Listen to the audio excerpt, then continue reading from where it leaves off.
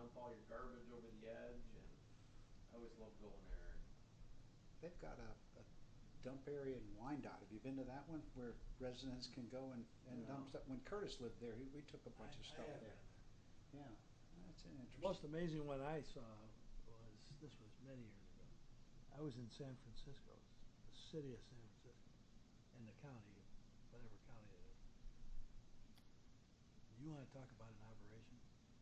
And there was not a piece of paper anywhere, in the parking lots, the driveways, nothing. And they were unloading 7, 8 garbage trucks at a time in the pit. Yeah. They had bulldozers pushing the trash towards an area where trucks went under a tunnel, and the back of their rig was exposed, and they bulldozed all the trash in there, and they hauled it out to the desert, Really? to a landfill. Mm. And that was something to see. There's a documentary, I forget where it was, on the Discovery Channel, something about New York and how they handle their garbage, and where it all goes. Used to take it out in barges. Yeah, they barge it, they still do that. Take it out in barges and dump it in the ocean. Yeah, yeah, I know, they take it The out, they ocean. dump it in the ocean. Yeah. Oh, yeah. We'd see them when they were flying over. You could see them going out there, garbage barges. And they didn't go out terribly far either. They must have had them contained then, the area. I don't know. Yeah. There's probably a line they gotta go past, and then they just dump, right? Yeah. Or at least I mean, you could see them. Oh, I that, know they still barge a lot of garbage, I don't think they're doing that anymore, but they do barging, they do trucking, they do train the operation. It goes as far as Pennsylvania, and I mean, it goes all over the place. Some of it's burned. well, I guess we should start, right? You wanna wait a couple minutes for John? We could.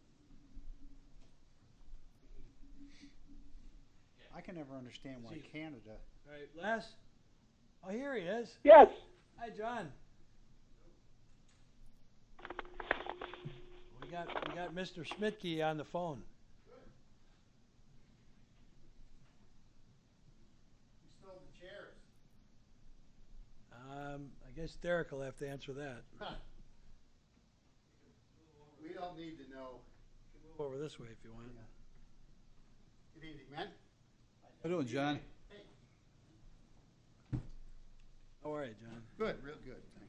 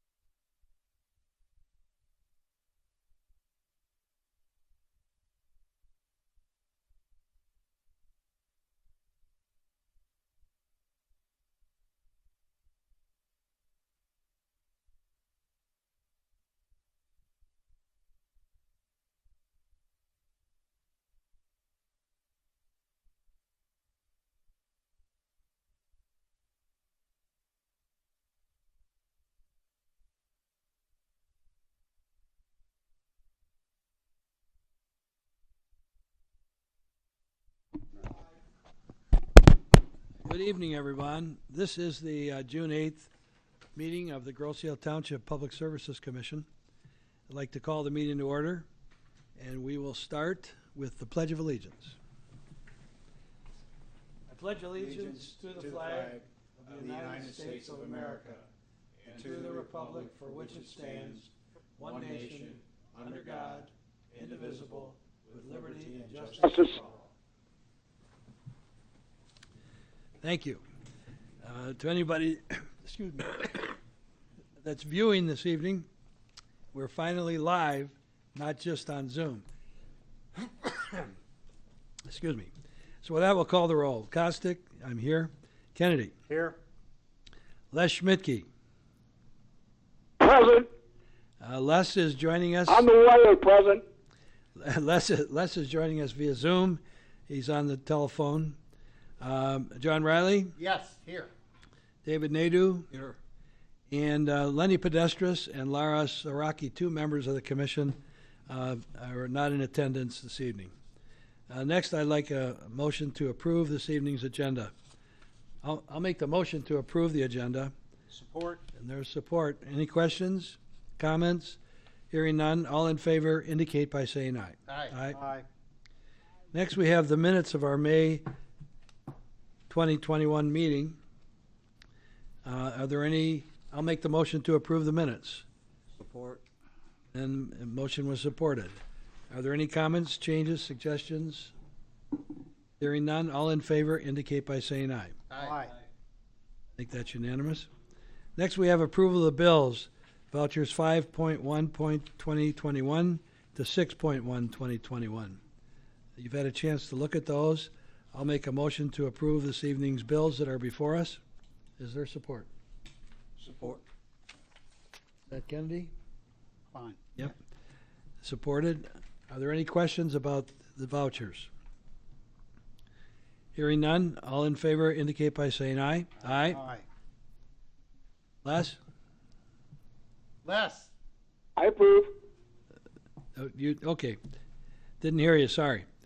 So the bills are approved. Next is the review of our statement of revenues and expenditures. And that really just covers the first 2 months of the fiscal year. And so we look at water, sewer, all our other accounts, refuse. I didn't see anything outstanding. Unless there's a comment or question, we'll just receive and file the statements of revenue and expenditures. Are there any comments? Hearing none, we'll move on to approval of the treasurer's report for May 2021. I'll make the motion to approve. Support. I will second that. All right, thank you, Les. We'll take Les's, Dave, thank you. We have the treasurer's report. Are there any comments or questions about the treasurer's report? I just have one question. Yep. What is the void check for $89,000? Where are you referring to it at? It's on In the disbursements. front sheet. I can't answer you. I'll have to, I'll have to inquire on that, and I can give you an answer on it. So, I think I know, but I don't want to give you the wrong answer. Okay. All right. That's a better answer, too. That's a good answer. I don't want to give you the wrong one. Yeah. Sure, it's a good answer. Okay, are there any other questions about the treasurer's report? Hearing none. All in favor indicate by saying aye. Aye. Aye. Thank you, Les. So we're going to move on to other items on, this is the normal time for public comment. There is nobody here in the audience this evening. Is there anybody that's called in for the meeting that would like to comment?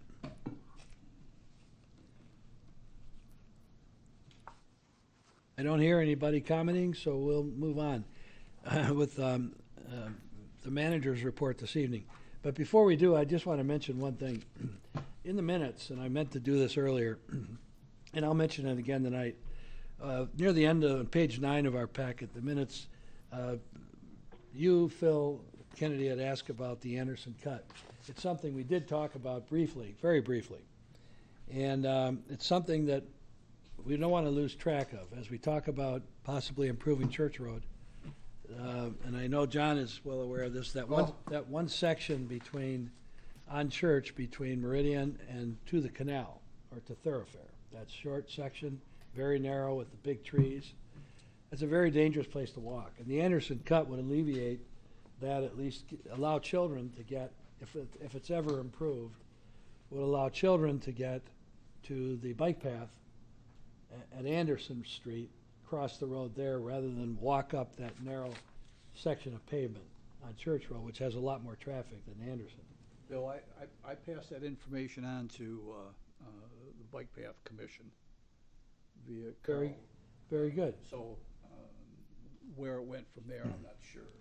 Well, I will tell you this, that I had a couple phone calls earlier this spring from Brian Pollock, who's the chair of the Bike Path Pedestrian Committee. Yes. And I spoke to Brian Monday, as a matter of fact. We finally connected and talked. And we didn't talk about the Anderson cut, but he wants to coordinate wherever possible with us. And of course, I said when we put other road programs together, And you guys remember he came in and made a presentation to us? Pretty nice presentation. We spoke about Meridian Road specifically, and the possibility we may do an improvement at Meridian. And there's one area on Meridian that's to me is very dangerous for pedestrians. It's at Ferry Road. So as you approach Ferry and you're walking on the east side of Meridian, you have to cross over to the west side at Ferry. And just the other day, of course, there's more traffic on Meridian now. I saw some children, and there was like 7 or 8 that had backed up. They weren't all together because they couldn't cross. There wasn't enough space for them to cross. And Brian had introduced a couple of safety features 3 or 4 years ago when he came to make a presentation to us about creating an island there that you could walk across to the island, at least with traffic coming one way. And that was just one idea, and it was very well drafted, drawn up. It was a pretty picture of what some other communities have done. But anyway, my only point is, I just wanted to mention Anderson Cut and that, because as we go forward, at some point, Brian's going to keep tabs on what we're doing as we develop. We talk later tonight about the road program. At some point, we're going to have to get him in here and let him know what we're doing, and he really wants to just coordinate to the extent he can. You have a comment, Derek? No, I've been working with Brian on and off on some of the BPAC stuff. I attended their not the last meeting that they had, but the meeting before that. So I'm a bit familiar with the ideas that he had presented. I know that Ohio had been involved in doing some research on some various improvements to that crossing you had mentioned, an actuated light or something along those lines. But being that it's a county road, the county would need to be involved in that. And I know that Ohio had some conversations with the county, and I know that the contact at the county was going to talk to Brian about his different ideas to make sure that whatever he was proposing had the blessing of the county as far as that being a viable option. So there are a lot of discussions taking place about that as well as other stuff. And DPS has been involved slightly in some of the BPAC work, the bike path repaving projects and stuff like that. So we try to coordinate the best we can with the projects that they have going on, because BPAC doesn't have a real strong support network as far as administration is concerned. And obviously the DPW department has a commission, it has employees. BPAC kind of stands alone as a commission, so we try to assist where we can as time allows. So, A couple of ideas in that regard, and the other day, I believe there was a young bicyclist that was struck on Meridian Road. I don't know where that was. Does anyone know where that happened? Because they raced him to the hospital. I think it was last Wednesday. But stepping back a little bit, one of the best ideas that we can have is being observant of other communities and how they handle their bike paths or their curbing. So my estimation, I'm one person, but I bike a lot, and I'm concerned about safety. And I probably had several death cases with kids on bicycles over the years. And that's too bad. So what's done at Ferry and Meridian Road is there's a pinch down on the one egress area and ingress area, and it's on the east side. If you're headed northbound, you're on the bike path, you go over the bridge. On the east side there's a crimp down. I think it might even flare closer together. Other places on the island, and I think even there's a flare outwards. So when you have either a young, inexperienced bicyclist, or if you have someone in a small group, then that flaring is dangerous. That's very dangerous. It's probably not more than about 40 inches right there. If you go across the street, it's much better. So I like Phil Kennedy's statement he makes once in a while. He says, what are we trying to accomplish? So without redesigning the wheel, if we make it a little safer right there, it'll be a lot better. So you're in a squeeze play there. If somebody has a dog, they just about take up like 2/3 of that 40 inches. And then you're on the grass. The other reason why that's very tricky is there's a serious, significant sloping right there that comes off the road. So if you're on that location on the bike path and you look right at Meridian Road, you'll see how steep the land surface is. So you can't really put an egress or an ingress right there because it's way too steep. It'd be too fast, then you'd have to make a turn right away. That's terrible.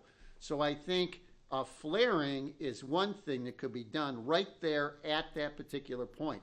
Now go kitty corner across the street, you might be able to flare that whole corner on that side the very safest way, assuming that traffic is clear for the bicyclist. Very safest way is to come from the northwest corner and come down to the southeast corner, right across on a diagonal. Some cities like Washington, D.C., that's the way they used to cross years ago. I'm not sure what they do now. There might be other reasons for that. But in any event, that would be that flare on the northwest side, and then a better, wider, perhaps not as dramatic a flare on that side. That's going to solve the problem. You start putting impediments in here and worrying about lights, and I think you're re-engineering something that you don't have to do. That's a tricky area right there, but it's a lot better than it used to be because the bike path used to come off of the side street and it back up again. Phil might remember that. So now it goes over the wooden bridge. Wooden bridge is great, and that particular flare is the worst one that I've seen in 5 states, and it's right there. So, you know, we got to look at it and say, what are we trying to accomplish? And it's safety. And I don't think we have to throw an awful lot of money at it, but flaring it the way it should have been done originally is the way you want to go. And the other aspect there is that I'll call it a super flare on the northwest side. Do those two things, and that's the way you want to go back and forth. What the routing has done is it brings us from the northwest, and it has you cross the road, cross ferry, and then there's another way that you can get onto Meridian Road, but that makes that bicycle route awkward because you're almost already past the other edge of ferry. Then you have to cross. Now you got to make a crazy turn. And the best way to understand it is everybody get on your bicycles, go down there and see what that's like, and you'll see how crazy it is. I mean, it's nuts. So the way they've got things routed, it's terrible. If somebody follows the actual path, that now you got a real mess on your hands. It's I don't know. It's a catch-22, but that's a thought. I'll talk to Brian about it too. Yep. If Right. he's interested, but that would be a good idea. Brian's occupation, he works for SEMCOG, so I know that he has access to a lot of resources as far as ideas to address some of the Oh, yeah. concerns you had expressed. You know, they deal so much in pedestrian mobility that he has a lot of resources he can go to bring No some question ideas to about the it. And table. if you just go outside of our community, go to Trenton, go to some other city around here, and just take a look at what they did. And the answers sometimes are right there because there's a limited number of things you can do. So you can flare them, you can paint the street surface, and you can make the access a little more user-friendly, and that's all you can do. To your point, Brian should be familiar with all the safety improvements, pedestrian, bicyclist safety improvements done in the metro area. Mm-hmm. So he'd be a great resource. Oh, yeah. Okay, now it's your turn. Yeah, you have to forgive me. I must have shortchanged myself in putting my packet together. The water loss report, I don't have a copy in here, but I recall from putting It's in here.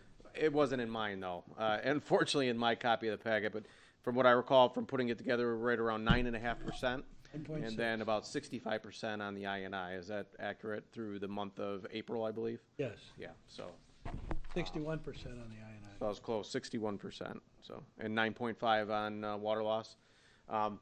We also had a fair amount of flushing that was done that John provided the gallonage to me for. To calculate in with the water loss, and those numbers are not added in here, so the water loss is actually slightly less when you take into account the quantities utilized for water loss, or I'm sorry, for hydrant flushing. So it's actually better than the 9.5 that's shown in the packet. So Are there any questions about that? If not, No, you're doing a good job, Dirk. thank you, Les. I'm going to be going through the project status report tonight. We're giving Ohio the evening off, so feel free to stop me at any point as I go through this list. I'll try to explain kind of a little further detail as to where we're at with these various items. Park Lane Drainage Project, nothing current or nothing new with regards to that. That's pretty much on hold. Swan Island Drainage Project, that project is pretty much complete. Phil, I know that Ohio did talk to your neighbor, or Matt talked to your neighbor, and it sounds like they came to an understanding as far as bushes and stuff. Yeah.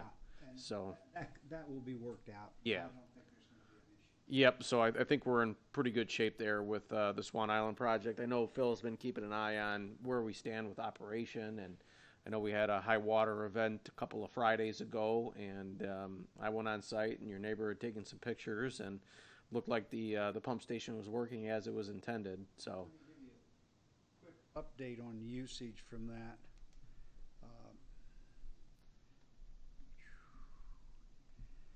Okay, from normally we were averaging 4 hours a week or something in that neighborhood. From 5:24 to 6:02, we went almost 10 hours. That was, we had that heavy rain, and that didn't quite catch the high water. And so the pump's been running quite a bit more now that the water's up, and we've had some rains. and that was really, if you recall, the issue there was when you had high water, and you had a rain event like you normally have on a nor'easter, you couldn't get the water off the road. And I know when I went out there, I think water was right around 75 inches or so. And Right, but the road was dry. the road was dry. Right. So in a normal, I think, year before the pump was installed, you would have had a fair amount of Oh, water. that would have been flooded halfway up the street. So So it's So- doing its job. I think we can call that a success, and we'll just continue to monitor it and make sure it continues that way. So Derek, I'm gonna, this report, as you go through it, it would seem to me that the first two items, can we drop those from future reports? Because this is supposed to be on current projects. Sure. What do you think? If Swan Island's done, Yeah, I think Swan Island's the Lane's point. on hold. Yeah, I think he Park was Lane's having it on on there. hold, so, I think he had it on there for restoration, but if that's pretty much been resolved, then it's something we can probably remove, so. okay, thank you. Yep. Water main project on Meridian Road and Church Road. So they are doing construction currently. Right now, they're through 2,200 feet on Church. Everything is done on Church except for Plymouth Court. Probably starting next Wednesday, they will move over to Meridian. So Church is pretty much done. So they've been working diligently, working fast to get the project completed, and making very good progress. So starting on Wednesday, they'll move over to Meridian, and they're actually going to be working from the north coming to the south rather than the south to the north, which is a little bit of a change as compared to what they were planning on doing. I think their idea was they're already mobilized farther to the north, and why reset and go all the way back down? So they're going to start north and then head south. We're working with a local contractor, Hearst Marine, to bring some equipment over. I believe end of this week. We're going to be using Humbug to load unload, and then offload over at Water's Edge a couple excavators that are too large to bring over the toll bridge. So we're working with a local vendor and a local property owner to be able to make that happen. So there's been some coordination occurring with that. But all in all, the project is moving well. I know that we're looking at potentially trying to directionally drill under the canal versus Jack and Bore, which was the original plan. So we're trying to receive approvals from the state to do that. So that's one of the only changes that we're looking at. It would be a little bit of a savings if we could go that route, but whether or not the state's going to let us do that or not is yet to be seen. We've asked for that permission, but other than that, things are going well. The guys have been out there on a regular basis assisting to make sure that things are going smooth, and all is progressing well with regards to that project. I see that, and good. I have a question about when they move. Uh-huh. And I know that Church Road's very narrow. There's hardly any frontage they had to be on the road. So on Meridian, I hope the opposite is true, that they're not on the road. Yeah, I think you've got more room there, yeah. Certainly do. On the shoulder and off the road where the water main is located. Plus, you know, the method, if they're gonna be doing pipe bursting, they'd be right over the main versus something other if you're doing a directional drill. So I think that might help out a little bit as well. So, hopefully, yes, it won't be like it was on Church. I don't anticipate that it will. And hopefully, if they have to use part of a lane from time to time, make sure they've got crews out there with Yep, and they have, traffic crews. they have at the intersection of Meridian and Church when they've been pulling pipe through that intersection and Saw that, whatnot, yeah. so. Any other questions about the water main project? Okay. Sanitary sewer system, township wide. Safeway continues to work on that project. They're doing work on Meridian between Parkway and Bellevue. So you've probably seen them out there if you've traversed Meridian. I'm sure John probably going back and forth in your vicinity. You've seen their trucks out there, and they're about 45% completed with the television or the televising and the cleaning of the system for the segment this given year. So moving right along with that. Elba Island pump station repairs. They were scheduled to start on May 13th. It was actually the day after we had met. I think Ohio had given the report that they were going to start the next day. We did have a pre-con meeting out there, so they're ready to go. They're just waiting on some parts that are behind because of COVID, but we anticipate that should be starting here fairly shortly. It wasn't a delay that was going to last, I didn't think, beyond the middle of June, so they should be starting that here fairly shortly. Island Estates, we discussed this at the last meeting, and Ohio's stating here that specifications are 80% complete. I know that there were some discussions that were taking place with the county, and there was still some resolution that needed to be had regarding permits. So that might delay things slightly, but Ohio was working diligently to get those things resolved. But he's pretty close to having that completed at 80%. So hopefully we can get the permit issues resolved and get the design completed, specifications out in bid, and have it to you guys here fairly shortly. I don't know if he addresses Church. The next page. Let me cover Church right now. The Church Road project, those specifications are complete. They are going to bid with bids being due, I believe, July 1st or July 2nd. So we wanted to have them in with enough time to be able to get it put on the agenda for your next DPS meeting in July.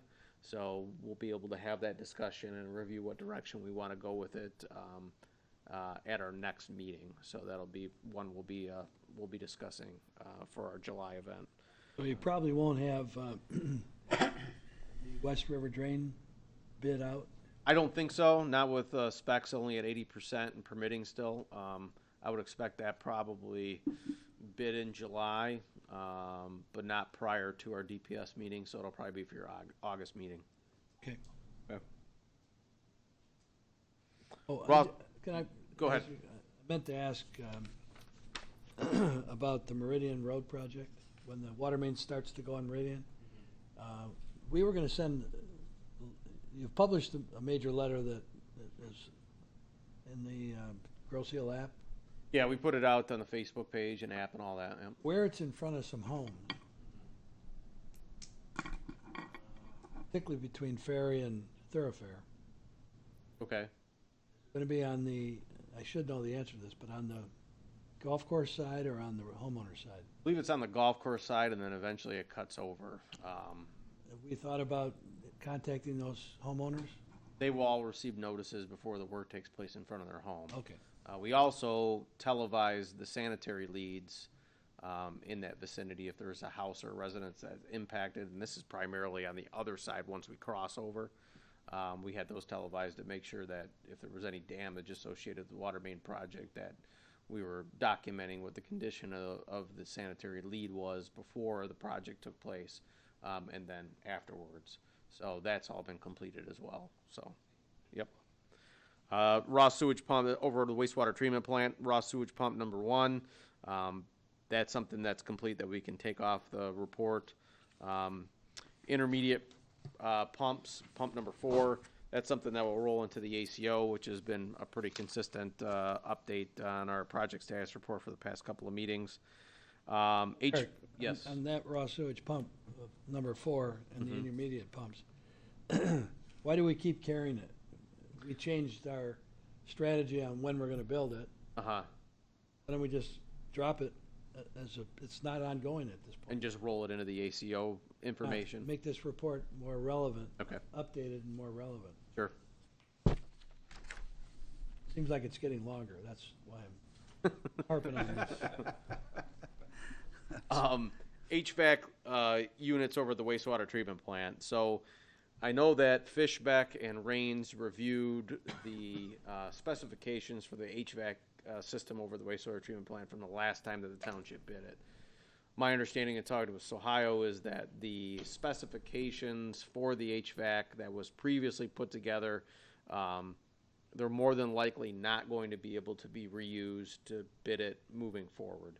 So there probably is going to be some design components or design work that needs to happen for that project.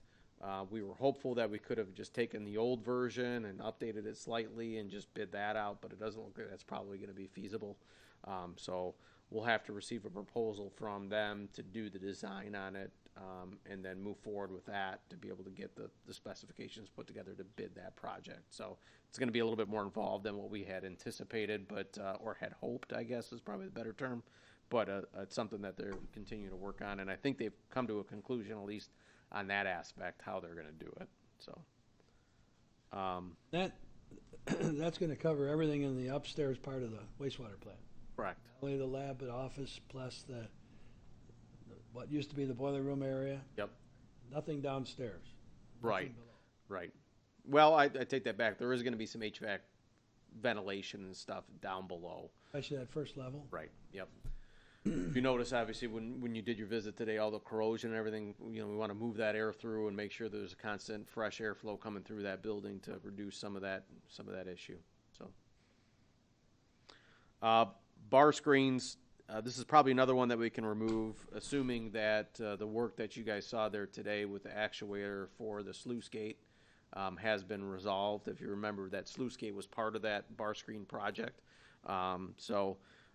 If they determine, or if they're able to determine the wiring aspect that they were going through today with that and get that resolved, we can remove this from the project list. But bar screen seems to be working as intended, as designed. They had some hiccups at the tail end, but I think a lot of those have been resolved. So I think we're in pretty good shape probably to remove this project from the list. No, I'm all for removing these projects, but the bar screen, we seem to get reports that we've had these little startup problems.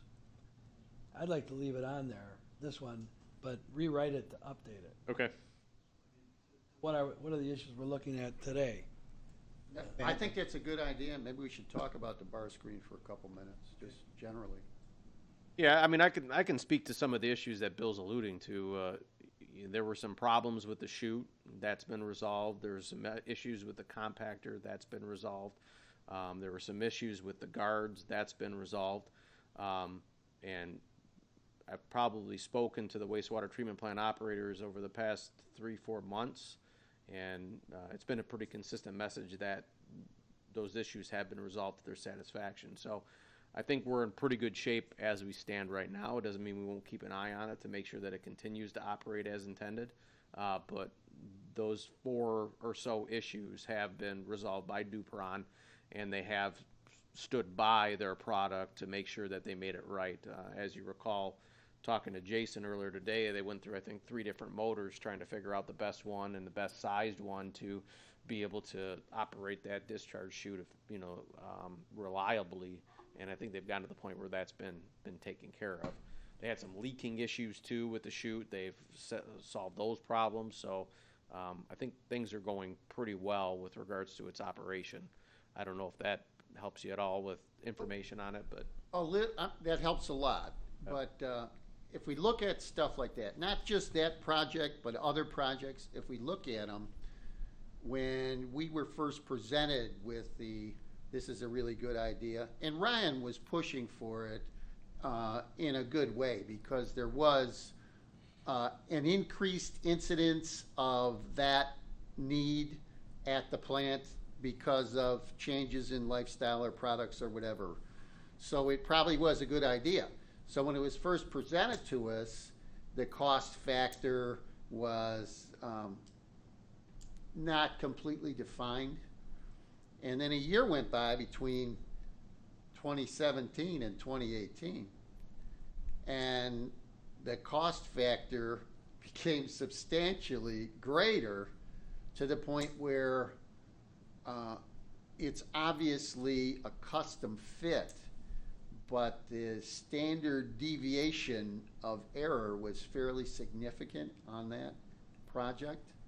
And then it got fine-tuned a little bit. So we see that even these custom operations that are designed for our plant, because it's different from everybody else's plant, when you get into the as-built, you got an as-built problem. And unfortunately, sometimes the communities wind up carrying the load and paying for the increased expenses as a result of perhaps operational factors or under-assessing the original demand capabilities, that kind of thing. And we need to watch that, because the difference between spending, I use real small numbers, like spending $1,000 and spending $2,000, that's 100% error rate. And so if we're going to look at important projects, there's a lot of things here. We've got an older system. There's a lot of things here. 10,000 people live out here. We got to take a look at that all the time on every project. The big ones especially. You know, if we save a couple of nickels here and there, that's great. But if you can save 6 zeros, that's when it really counts. The challenge you have with that plant is access a lot of times. Oh, sure. You know, the confines of the plant.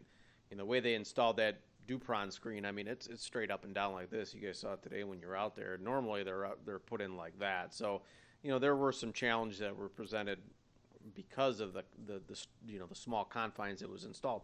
Even getting the thing into the area, you have to disassemble it and then reassemble it. Oh, sure. You know, with the primary clarifiers, you guys, when we did the tour today, you know, just getting equipment down to the lower level, they're dropping equipment down through skylights with a crane to be able to get the equipment down into the primary. So, you know, that, and the reason I mention that is all these projects are, because you're retrofitting an old facility with new equipment, they're all going to have their challenges. You know, for example, the bar screen, the reason the guards were left off was because they weren't sure that the tolerances exist, the size tolerances or the space tolerances existed to be able to have those on there. Well, come to find out they could put them on there, and they ended up putting them on there, and that solved some problems. But these are all custom jobs that, you know, you're going to have some tweaks that have to happen. And undoubtedly, you can find those things in every significant project. And that's been happening over the years. When the augers malfunctioned years ago, there was a rather large dispute, and they had to take the roof off the building and replace the augers. So, I mean, that kind of stuff, it comes with the territory. But I'm more interested in when you have a custom deal as to angles or whatever, when the guys do the estimates, that's a really critical part of the whole project, because that's the things that they spot. I know an electrical contractor that used to be very good, and their estimators retired, and the new guys weren't so good, and they're out of business. And it's the same company that wired the city of Wyandotte when they first had streetlights in there. So the skill of an estimator cannot be underestimated, pun intended. All right, good point. Basis of design, which is basically the ACO work, that has been submitted to the state. The design has. There are some tweaks that have to be done. Some suggested modifications. that the state has come up with, and that's where this final design due to Eagle comes into play. So basically, those tweaks have to be done to the design that's already been submitted. So just keep in mind, as we talk about other things, finances and whatnot, that ACO work has to be completed by 2025. So we're on track as far as the design of the project, but eventually we're going to need to start having a conversation about construction of the project and how we're going to be financing that. So I know you always see this ACO stuff on here, but it really, although it's on here every month, it's going to start to play a factor in moving to the top of our priority list because of that timeline we're working off of. What month in 2025? I think I want to say it's October of 2025. We have about one more year that we don't have to talk about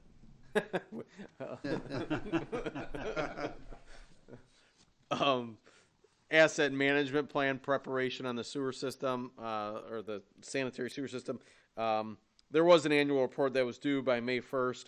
I've been working, John and Ryan have been working with Rains and Fishback to put together that asset management plan. Where we currently stand is basically an asset inventory of the entire sanitary sewer system, the longevity, and then also the capital improvement financing schedule. So how much money do we have to spend to handle the asset management asset management plan as designed over a 20 to 25 year period. So that involves reviewing every asset of the plant and reviewing its longevity and its replacement schedule and an estimated cost associated with that. So at the end of the day, with that asset management plan, you guys will have a capital improvement schedule that you keep every year. And it's not to say you can't modify that moving forward, but every year you'll know with that asset management plan what your capital improvement schedule is and how much you should be spending to make sure that all the stuff is in good condition. So, to me, it raises the issue that if it was submitted, the annual report was submitted.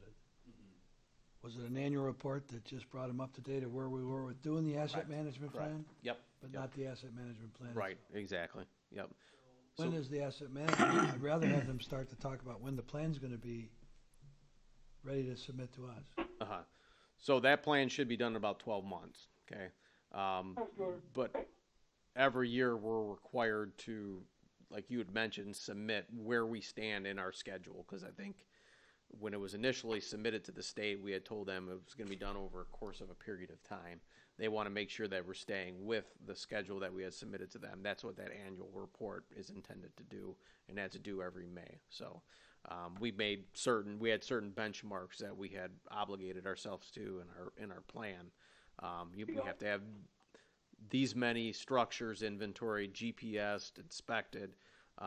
We need to have this financing plan established. There's these different benchmarks, and they want to make sure we're staying on track. That's the purpose of that May 1st timeline, or that May 1st report we have to submit. I don't know what that is. Les, can you hear us? Yeah. Okay. All right. All right.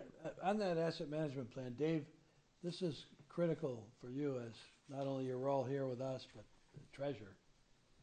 Because what I'm most concerned about with that is we need to line up our annual budget capital improvements with what the asset management plan says. That's going to be a complicated issue. And I think we're doing good now because we're putting a lot of money every year into the wastewater plant. But those have to line up. So before it's submitted in finality, we need to be part of that. No, you will. Yeah, we'll make a full presentation. You'll have the opportunity to be able to modify that asset management plan. I mean, you have a Chevy Nova up to a Corvette type of Very important. aggressiveness that you can do. We'll give you something to work with. The engineers will give you something to work with, and then there'll be a conversation here about whether we want to change things. It also falls into the rate structure analysis. What do we need as far as revenue to be able to support this, and where does that revenue come from? and there's an opportunity for comment on that too, you know, so. We'll be having those discussions as the plan gets. The asset management plan ties in with the ACO requirements. Right, exactly. The ACO will be part of that asset management plan. And we've got that shown in the asset management plan when those expenditures take place, at what amount, to be able to comply with the ACO. So, You know, the bar screen project, as John mentioned, when Joe Keefe was here, he put forth the bar screen. I don't think they called it that then, but No, they did. something we didn't really. Same thing, it was.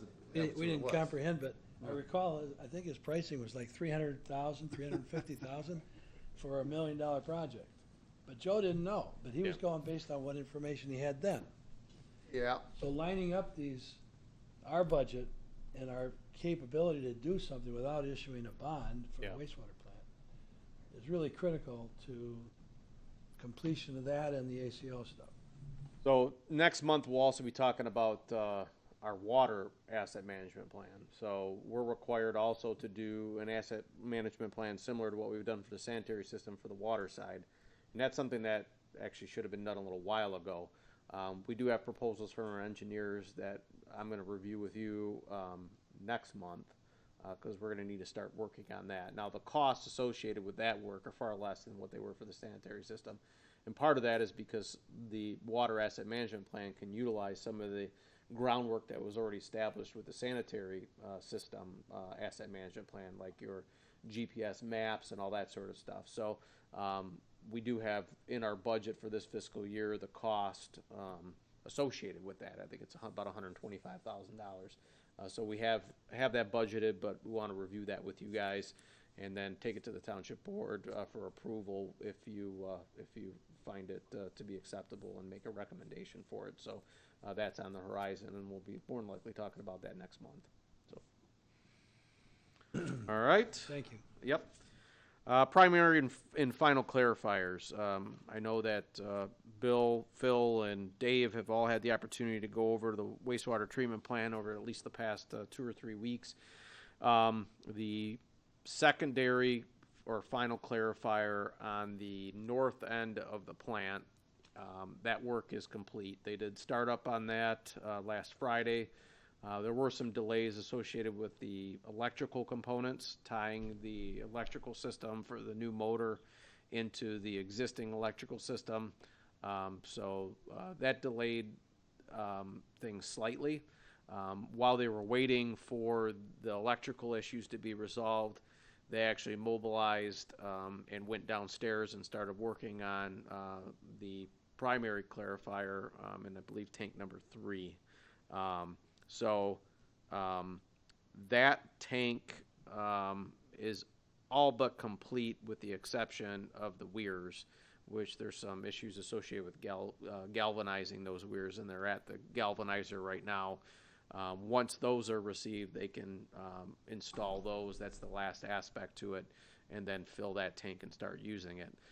While they're waiting for those weirs to come in from the galvanizer, they've actually moved back outside to the second final clarifier, which is at the south end. They're in the process of pumping that tank down and disassembling the existing motor. Once that tank has been drained down, then they'll start working on replacing the motor itself. Once they get that second final clarifier up and running, they'll go back downstairs, install the weirs, and then move to the next tank, because we have 3 tanks down there. They've completed all but the weirs and the one, and then they'll move to the next one, and then eventually they'll be out of there. We did extend the contract with them for an extra 2 weeks with these electrical issues that we're having. The extension was warranted, so we hope to have that project done by the end of June or so, the end of this month, hopefully. So, so we're moving right along, and things have been going fairly well. We've had some bumps in the road, as John had mentioned earlier, which wasn't unexpected. But I think that it's been a great project so far, and I think the guys over there are appreciative of the investment that the community is making, that the township is making in the infrastructure over there, and it's being well received. So I don't know if Bill or Phil or Dave, if you guys had anything to add, but you had the opportunity to view the site today, and hopefully you saw some Well, positive progress. I would just say that it's very interesting, and I'd be glad to take you, John. I've been there many times. No, I used to no. knock on the door and go over Here's what's there. interesting, to see that lower level, and we're talking about to the public, we're talking about, there's several basements at the wastewater plant. They'll call them basements, lower levels. But in one of the lower levels, under the plant itself, is where the primary tanks are set. There's 3 of them, and one is empty right now. And it's so interesting to see all the mechanical equipment under it, the new equipment that's been installed. So anyway, that was interesting. And now one of the final clarifiers is empty, that's outdoors. The other one has been updated, the engine put in, but it's very interesting, right, Phil? Yeah. Anything else you want to say? No, We'd like to go sometime. it's doing its work. Yeah, so, We also witnessed the sludge hauling. yeah, yeah, it is a dirty, dirty Sludge hauling procedure. machine. Yeah. The one thing that's worth noting is Suez has done a very good job managing the operation of the plant with all this work going on. I think if you remember, we had planned on trying to do a lot of this work early in the spring, in March, or maybe even in February. But for supply issues and whatnot, things ended up getting pushed back. So what ended up happening is the plant had to deal with the rainy season or the wet season in the spring while all this activity is going down. So a reduced capacity for the plant with having one clarifier being down, final clarifier being down for a long period of time, and then a primary being down for a fairly long period of time, and actually for a period of time, a primary and a final being down at the same time. So, and we didn't have any discharges during that point in time. I think we used the EQ basin once. So they've done a very good job of managing the capacity of the plant while the construction is going on with the inflow that's coming in, especially during a wet time of the year. So that's definitely, they deserve credit for doing a nice job with that. So, any other questions? Well, the last item is on the NPDES permit. There was some extra work that they had to do that Eagle had come up with as far as anti-degradation statement. So Rains took care of that, but that was associated with the plant capacity, and it wasn't anything great. It was just something that we had to add on to the permit application. So, and it was only, I think, $1,000 or $2,000 for Rains to do that. So wasn't a huge deal, but it was worth noting on here. And that's probably something we can eliminate as well. So, as far as that component of it. Yeah, if that was just something that was involved in the permitting, I guess because I was going to ask you to explain anti-degradation. So if you degrade something, you're making it less in the terms of its performance, I guess. Yeah, so it was An anti. right, exactly. So it's a new requirement that Eagle was requesting anytime there's a modification. So, it was something that Rains, I think, had probably done before for other communities. It was able to kind of model things for us off of what they've done in the past. So, any other questions about the project status report? Good discussion. Yeah. Thank you. I'm going to be handling John's report for tonight. He didn't have a whole lot to add beyond what he already added for the water main project and also for the cleaning. He did want me to mention that flushing is continuing, and they're at Groseal Parkway headed south.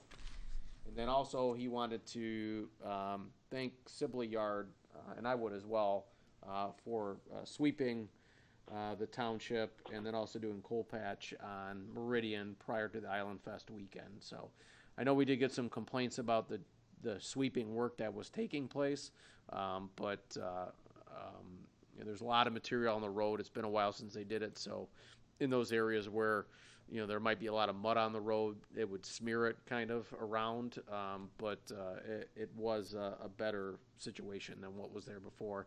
And they utilize our facility to decant the material and also to fill up. So they don't just come onto the island, run it until it fills up, and then leave. They actually stay on here for a while and do their work. So that's worth mentioning. So that's all I have for John's report. Nothing else for Ryan? Nothing for Ryan. I think we covered the wastewater treatment plant in the project status report, so we should be good there. Okay, next item on the agenda is a discussion on the roads and challenge we were given. So, you want me to kick that off? Sure. So last meeting, everybody knows that our township supervisor, Jim Budney, asked us to prepare a road plan for the future. And so Derek and I got together and kind of brainstormed some items, how we might proceed. So the cover sheet here is, we put a title on it, a memo, preparing a road improvement plan. First thing I want to say is, if anybody's watching, is that last month, May, the township supervisor, Jim Budney, asked us to put a new road program together.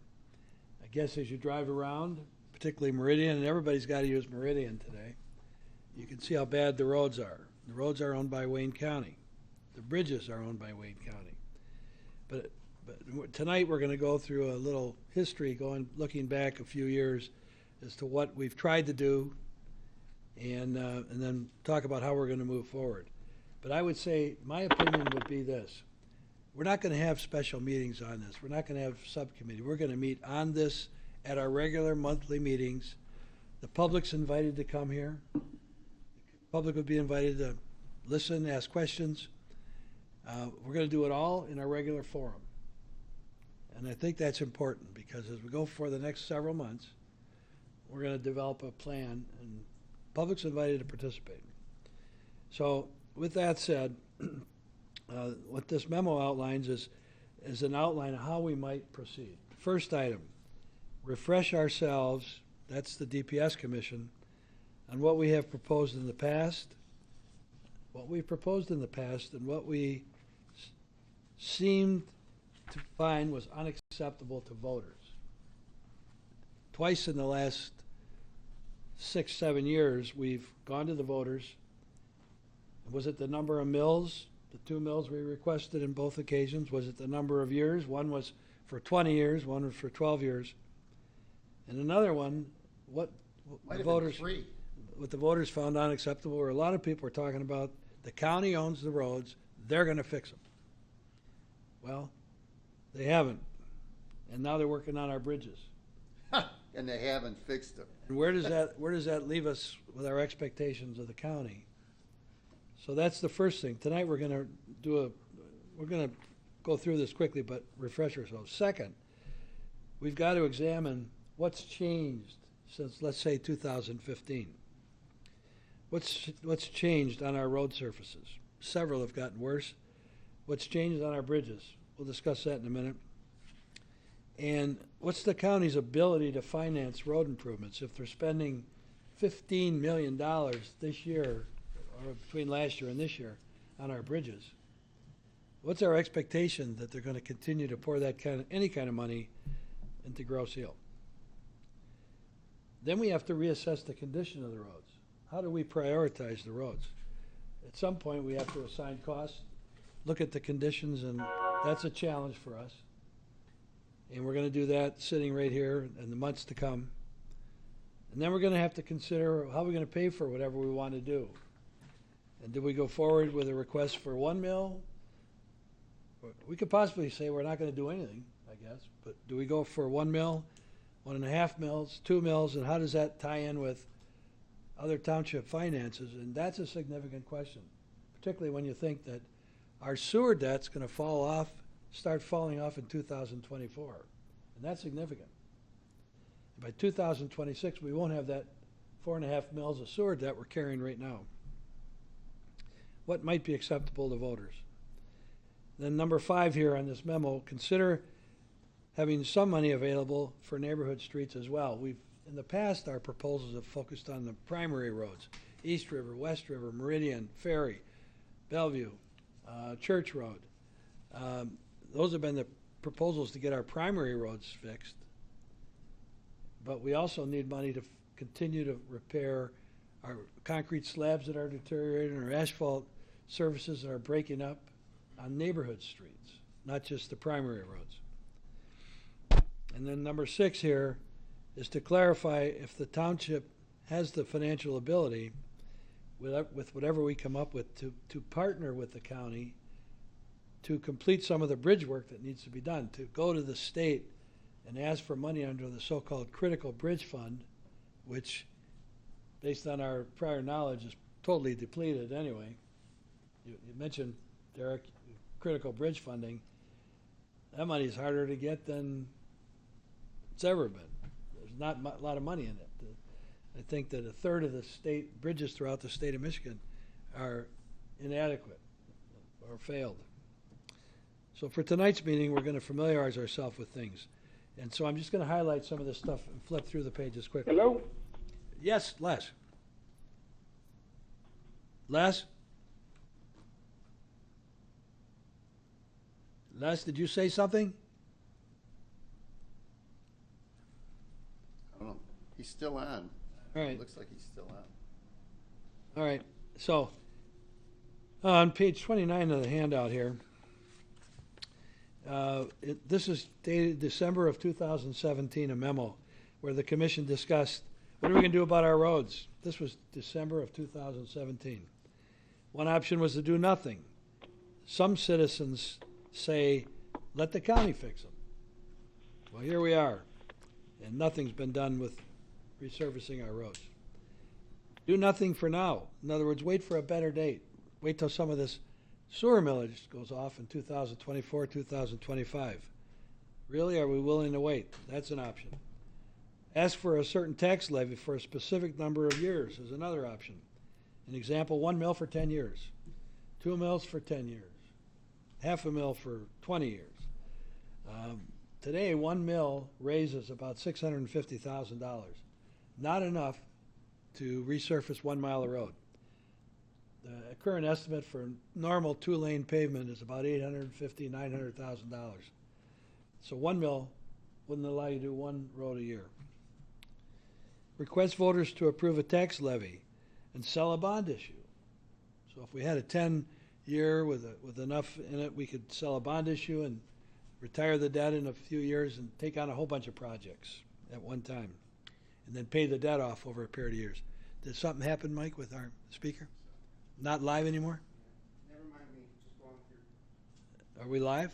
You are, yes. Okay. Another one would be to shorten the list of what we want to fix and only fix the worst for now. One of the worst is Meridian. What are we going to do about that? East River's pretty bad. Church is pretty bad.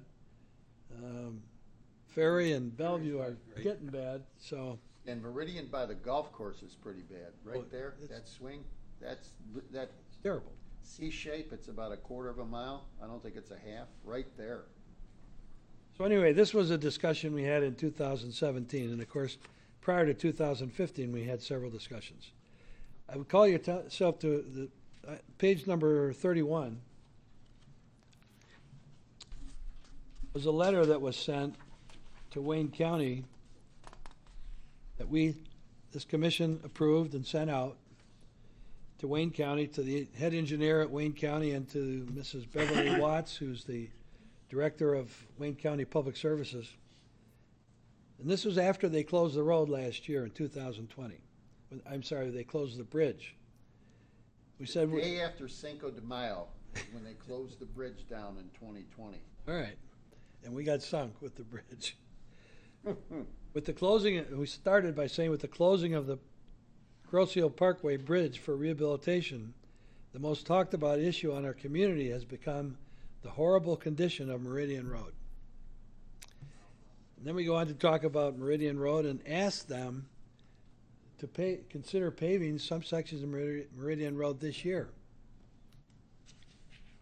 He said all he's got is music. Does that help you out at all? Is it any good? Less. In other words, it's all he's hearing from us? All right, Les, he's trying to get you set back up so you can get back in. How about us? Are we live on TV? You're live on TV. Turn the TV on.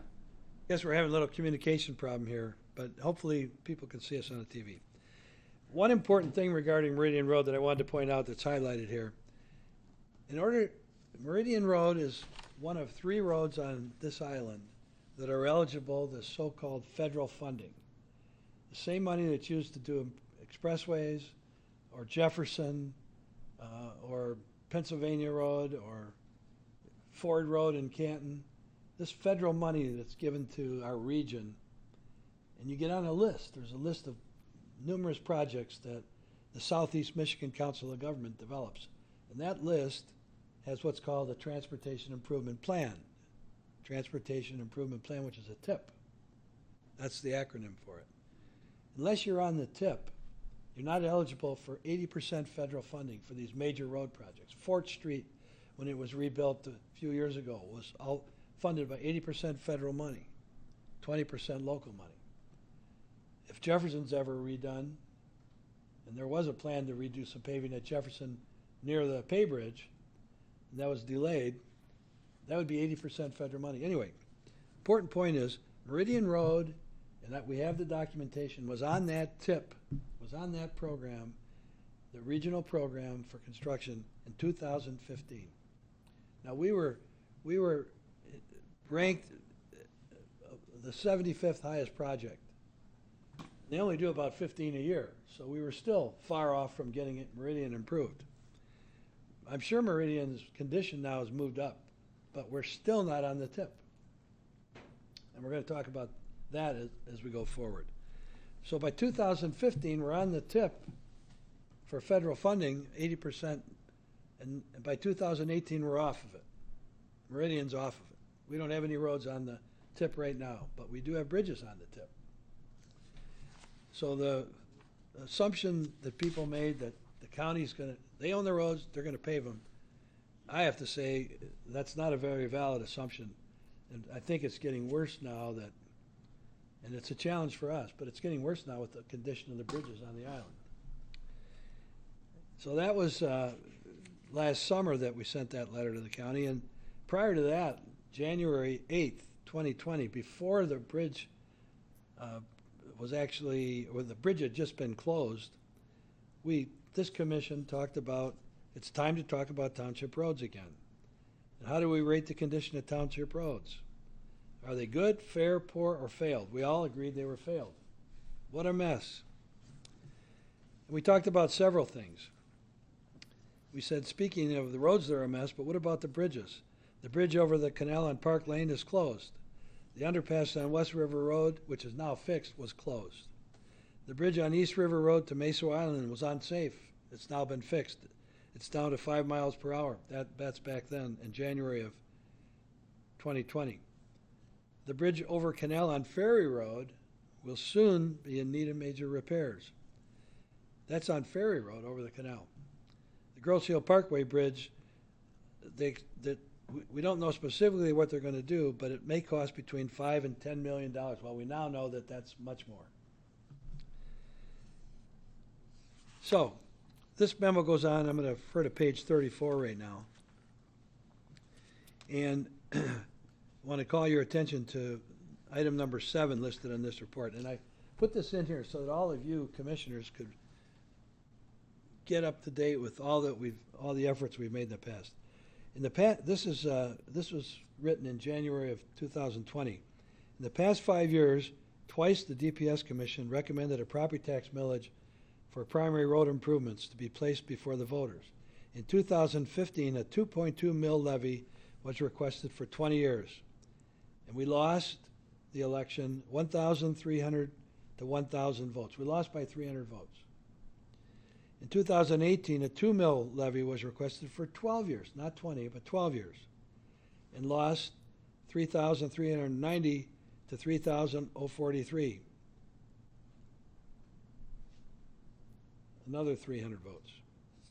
The fact is, today, if we levy 1 mil, it raises $650,000.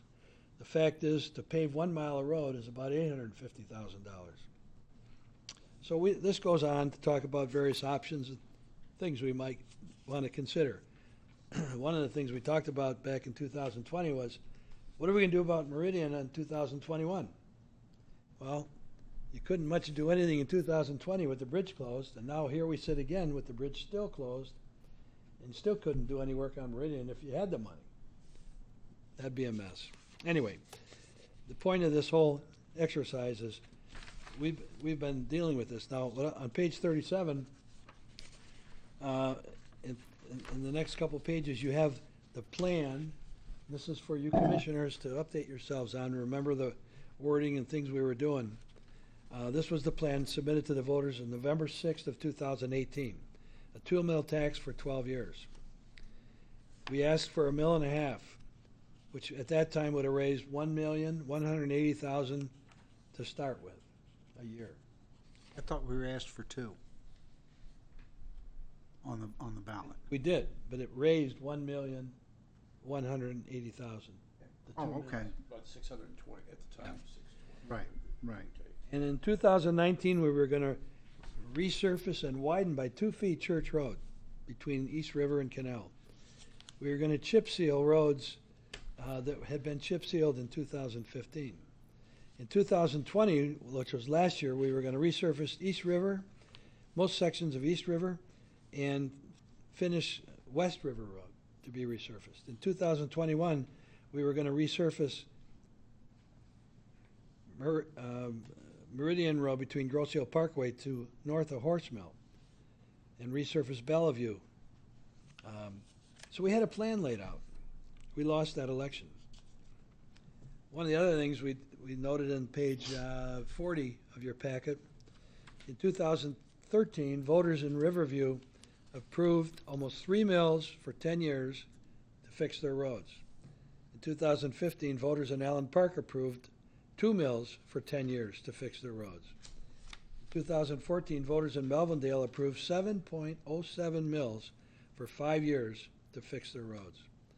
In August of 2018, voters in Canton Township approved 1.5 mills for 20 years to fix their roads. That's what that brochure stated. The next item is what we did in 2015 was on the ballot November 3rd, 2015. Proposed road improvements. And we were going to cover major road improvements all over the island. I won't go into the details. It's for you to study, keep being familiar with. And we had a lot of water main improvements listed as well. And That was So- one of the reasons voters said it failed, was because we combined them. We cannot get less back. The whole building has lost internet service. okay, So, I don't know if that means anything legally for your meeting, or No. you guys don't. no, we have a quorum. Is it still being broadcast on TV? It's being broadcast on TV, but we have no internet connection, so it's not going out on Facebook or YouTube, and we can't get less back in through the conference call. All right. Do you want to, would you go call him and we'll just continue? Les is excused. Well, Yeah. So, we're having a little communication problem. I'm in on a speakerphone or something. I can do that. All right, so we're trying to deal with a little communication, a little Zoom problem here at our meeting, but hopefully we're still being broadcast by everybody on television. Les? Yes. Okay, so you're on a speakerphone now because they've lost the internet service, but we're still on television. Well, I'm turning this other thing off. Is the other thing? A bunch of damn music. You're being live broadcast, Les. Okay. I'm on my cell phone now. Okay, good. Good. All right, so you're live just like the rest of us. So that's the background information. And I wanted to discuss this with you all in a minute, but I made a note or two, and so the question is what's changed? And I want to just highlight that, what's changed. And I may want to type this up and distribute it for our next meeting, but what's changed? The township has been able to repave 2 miles of West River Road. Now, this is since our last proposal, since 2018. The township, we have been able to repave 2 miles of West River Road as part of a major water main improvement and replacement project. The water main was actually put under West River Road, so we replaced the road. I will say that the county did contribute $400,000 to an $800,000 lane resurfacing program for us there. Wayne County has resurfaced 1 mile section of East River Road. They came out with their own crews, not contracted crews. They did do improvements on some sections of East River, basically between Church and Island Drive. But the remaining parts of East River are a mess. Wayne County has rebuilt the bridge leading to Meso and Hickory Islands. We're very grateful for that. That bridge was condemned, and people were asked for over a year to drive 5 miles an hour over it. Wayne County has had to close the Free Bridge for over a year now, and we'll be spending upwards of $15 million total to repair this bridge. So that's something that's changed. Also, 3 miles of Meridian are still in terrible condition and are getting worse as each month passes, with no firm plan in sight to repair the road surface. And I would say this again, Meridian is not on this grant program. It's eligible, Meridian is, and it's not on the program. And all Wayne County has to do to get it eligible for federal money is to ask that this so-called TIP, Transportation Improvement Plan, that they go forward with an amendment to get it listed. And then it might be eligible. But then at this point, for 2022, we'd have to bump somebody's project that's already been pre-approved. So I'm not very hopeful there. But that's what's changed on Meridian. It's getting worse. At least 2 miles of East River are in terrible condition, and another mile is starting to get really bad, and that mile happens to be from Grow Road here, alongside the airport, up towards the new Meso Bridge. It's just terrible, full of bumps. They're getting worse. Church Road has totally failed between Meridian and East River. If you drive it, it's totally failed. No plan to fix it. Ferry Road is in severe failed condition between Meridian and East River. Bellevue is getting severely failed. West River Road from Church to Horse Mill is severely failed. The canal bridge on Ferry is in very bad condition. If you were to go under it on a canoe, all the bars, the steel bars in it are displaying. There are pavement failures at each end of the abutment to the bridge. And the same is true for the bridge on Elba Island. It goes over to Elba Island. That bridge is in bad shape. The canal bridge on Meridian, we've been told to our DPW group that it's in a very declining, poor condition. Of course, the canal bridge on Park Lane at the north end of the island has been closed for 4 years now, and there is no plan to fix it. I've been told the residents are happy that traffic doesn't go through there, but nevertheless, no plan to fix it. The intersection of Thoroughfare at Meridian is half gone, deteriorated. That might be a project with some local road money we might want to try to fix, but half of it's turned into stone. The need to continue joint repairs, crack sealing, and slab replacement in our neighborhoods is ever present. It's not going to change. As we study that the county is spending $15 million on our bridges this year, what reasonable expectation we have that they're going to come up with road resurfacing money in the future for our small island? I mean, we're just not even 1% of the county's population. So those are some statements of things that we got to think about what's changed, and as we go forward. So I'm just gonna, for tonight, I just wanted to give you all this information. I think the next challenge is and I want to get your input. Do we go to point 2? Do we talk about what's changed on road surfaces? How do they affect our property values? The desirability of living on Grosse Ile? And then we'll have to get into a real reevaluation of our road conditions. So with that, I want to give everybody a chance to speak, and I'll go to you, John, first.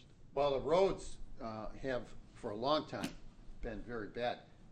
Dave, I don't know if you lived down here in the early 70s. Were you a resident down here then? I moved here in '83. Okay.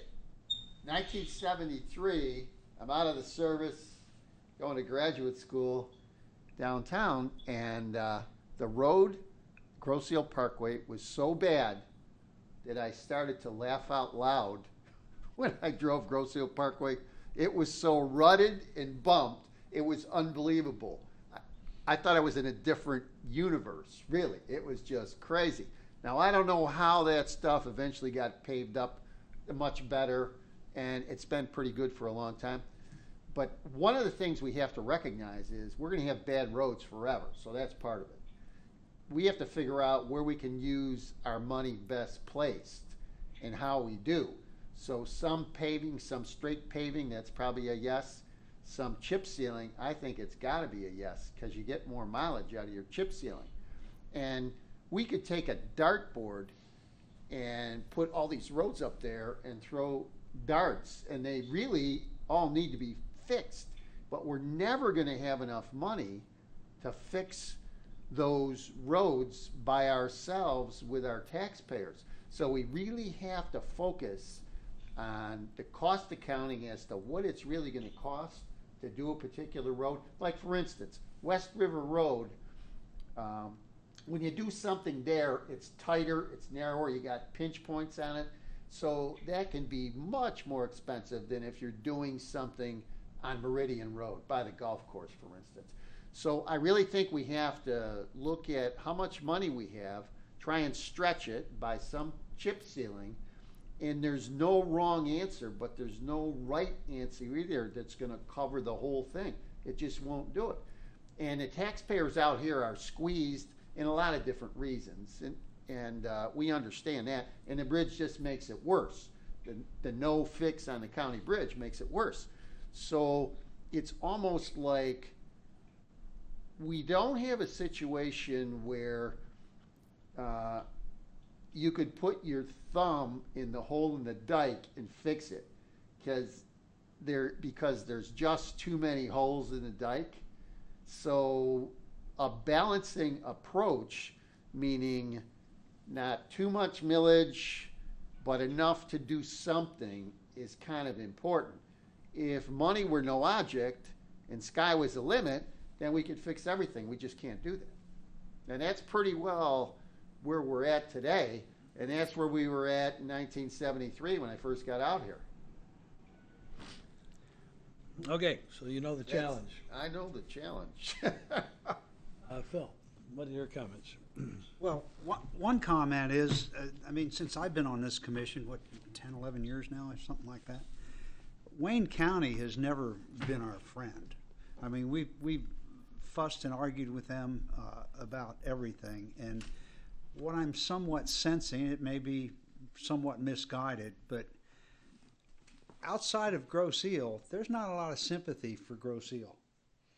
I mean, you see that on postings. I don't spend much of any time on social media, but you see that on postings when there be discussions about the bridge and this, that, and the other thing, and people off this island frequently just post, oh, those rich people on Grosse Ile, let them just pay it for it themselves. Let them do this. There's just not a lot of sympathy for us outside of our township, and I think that does somewhat play into how much attention we get from Wayne County.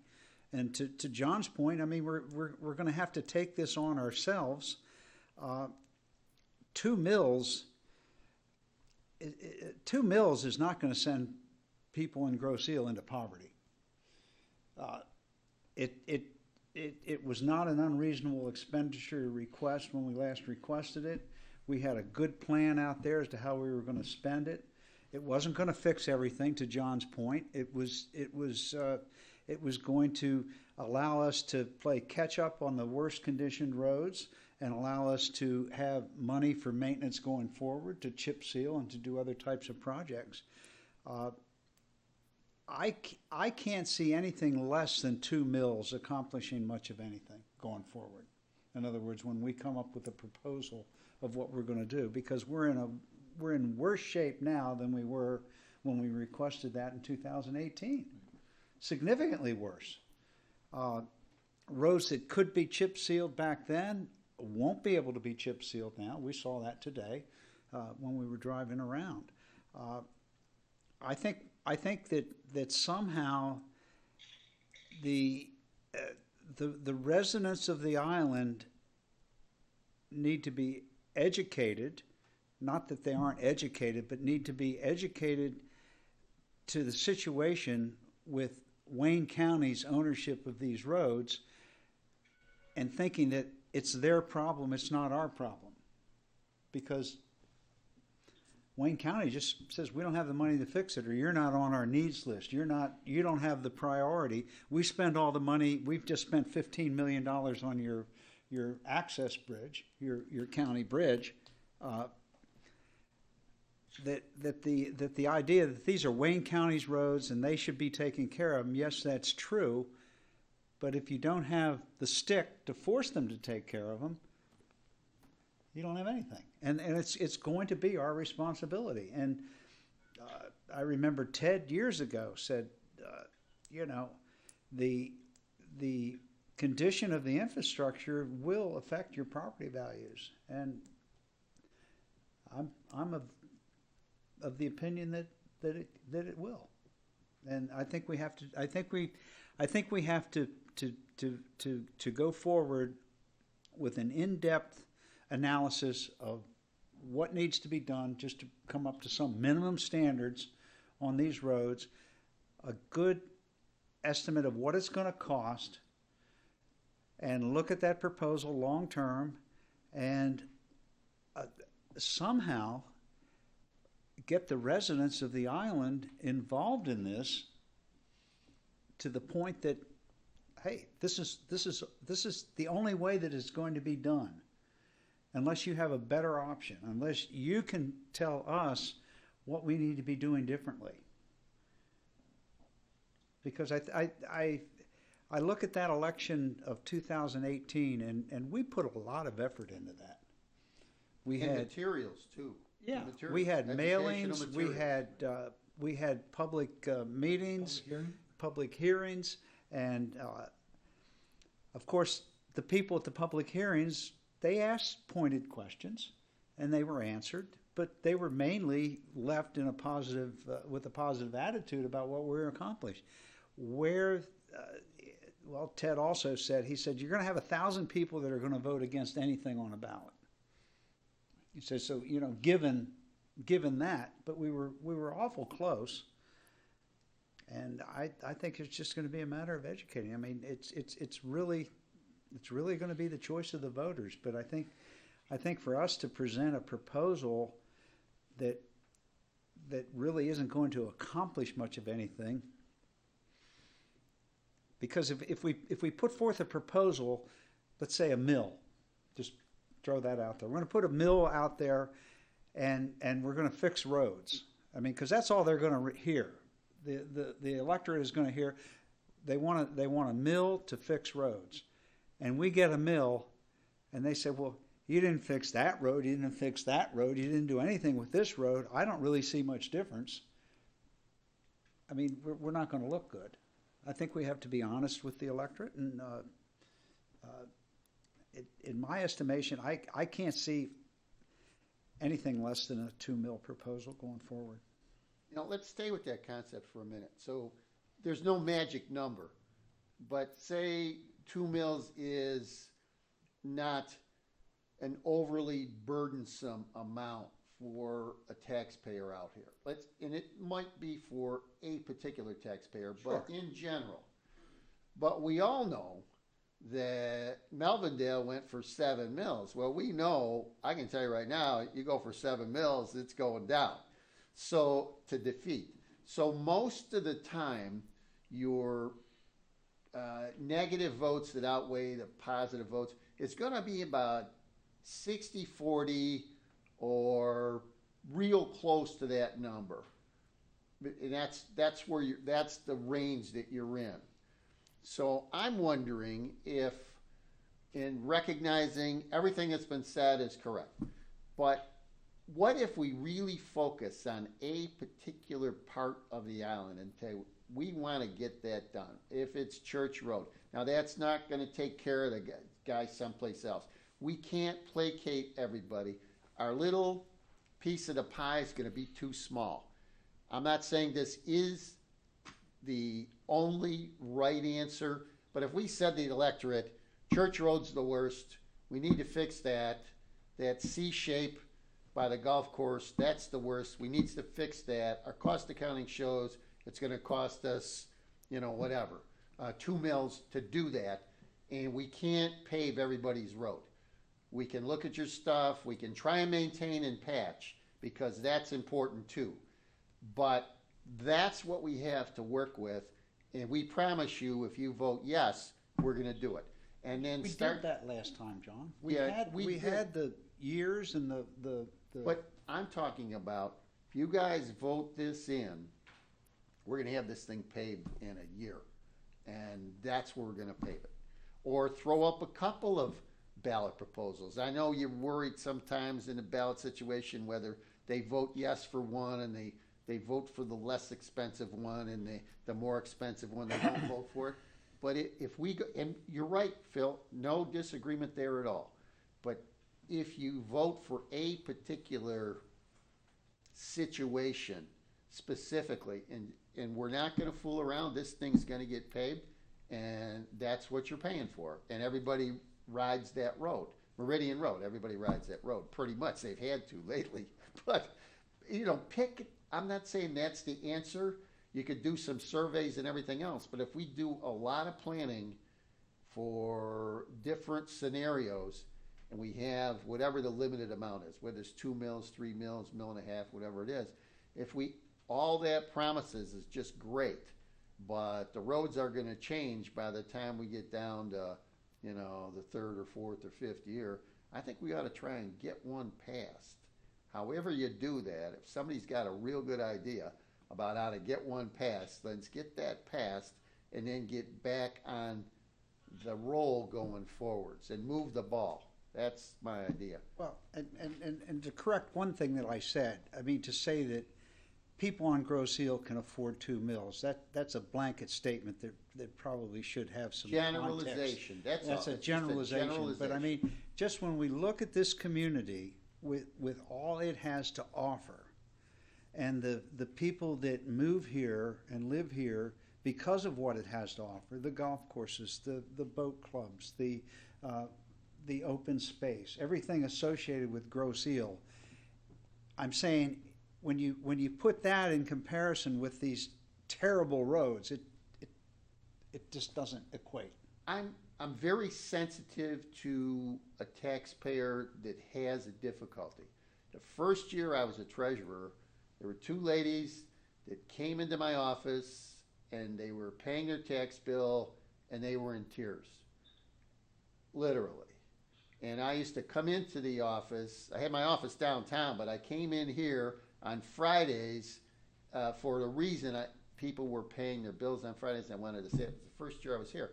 So I always was very concerned about a particular situation. So when you're spending taxpayers' money, you really need to take a good look at that.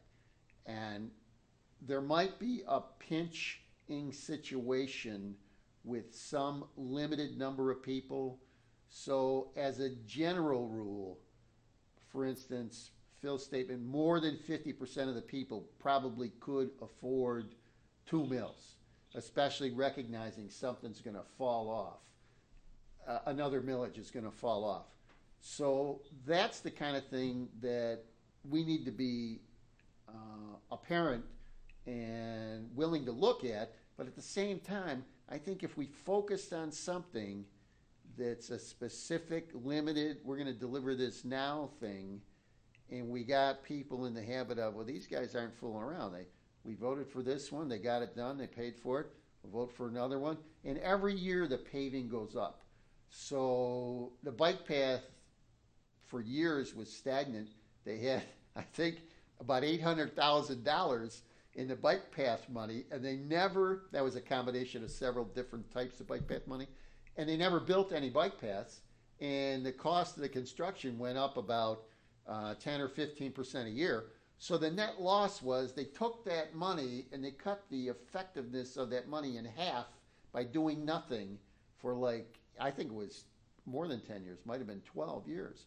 So we recognize that the second project that we do is going to cost more than the first project if we did one next year.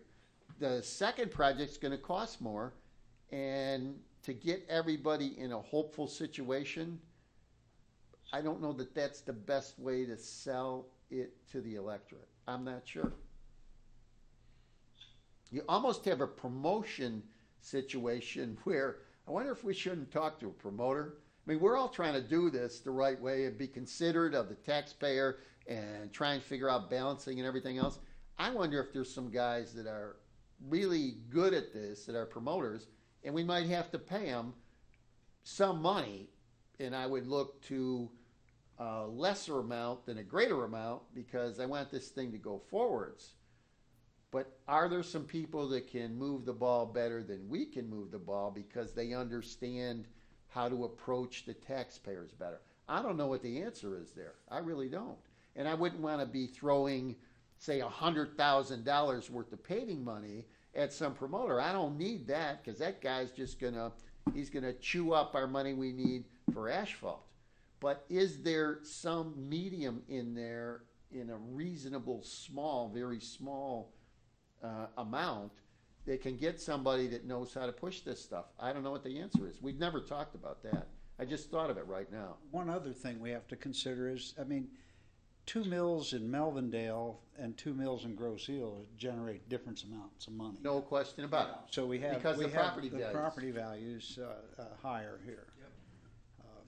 So when we're just comparing millages, it's kind of not an apples and apples. Well, it comparison. is, but I want to bring up the point that 7's a wicked number that you wouldn't want to, you wouldn't try to be using that but I out mean, here. Yeah, Yeah. I mean, we're trying to generate the money we need to do the roads on the island. Yeah, and we don't know the history of what that was for. Right. I'm gonna come to. Yeah, I was just gonna say, that, you know, one of the things we need to recognize, or people need to recognize, we're our own best friends when it comes to these roads. If we're talking about, and let's just use Jefferson as an example, Jefferson's used by citizens of 4, 5, 6 communities. So when it gets bad,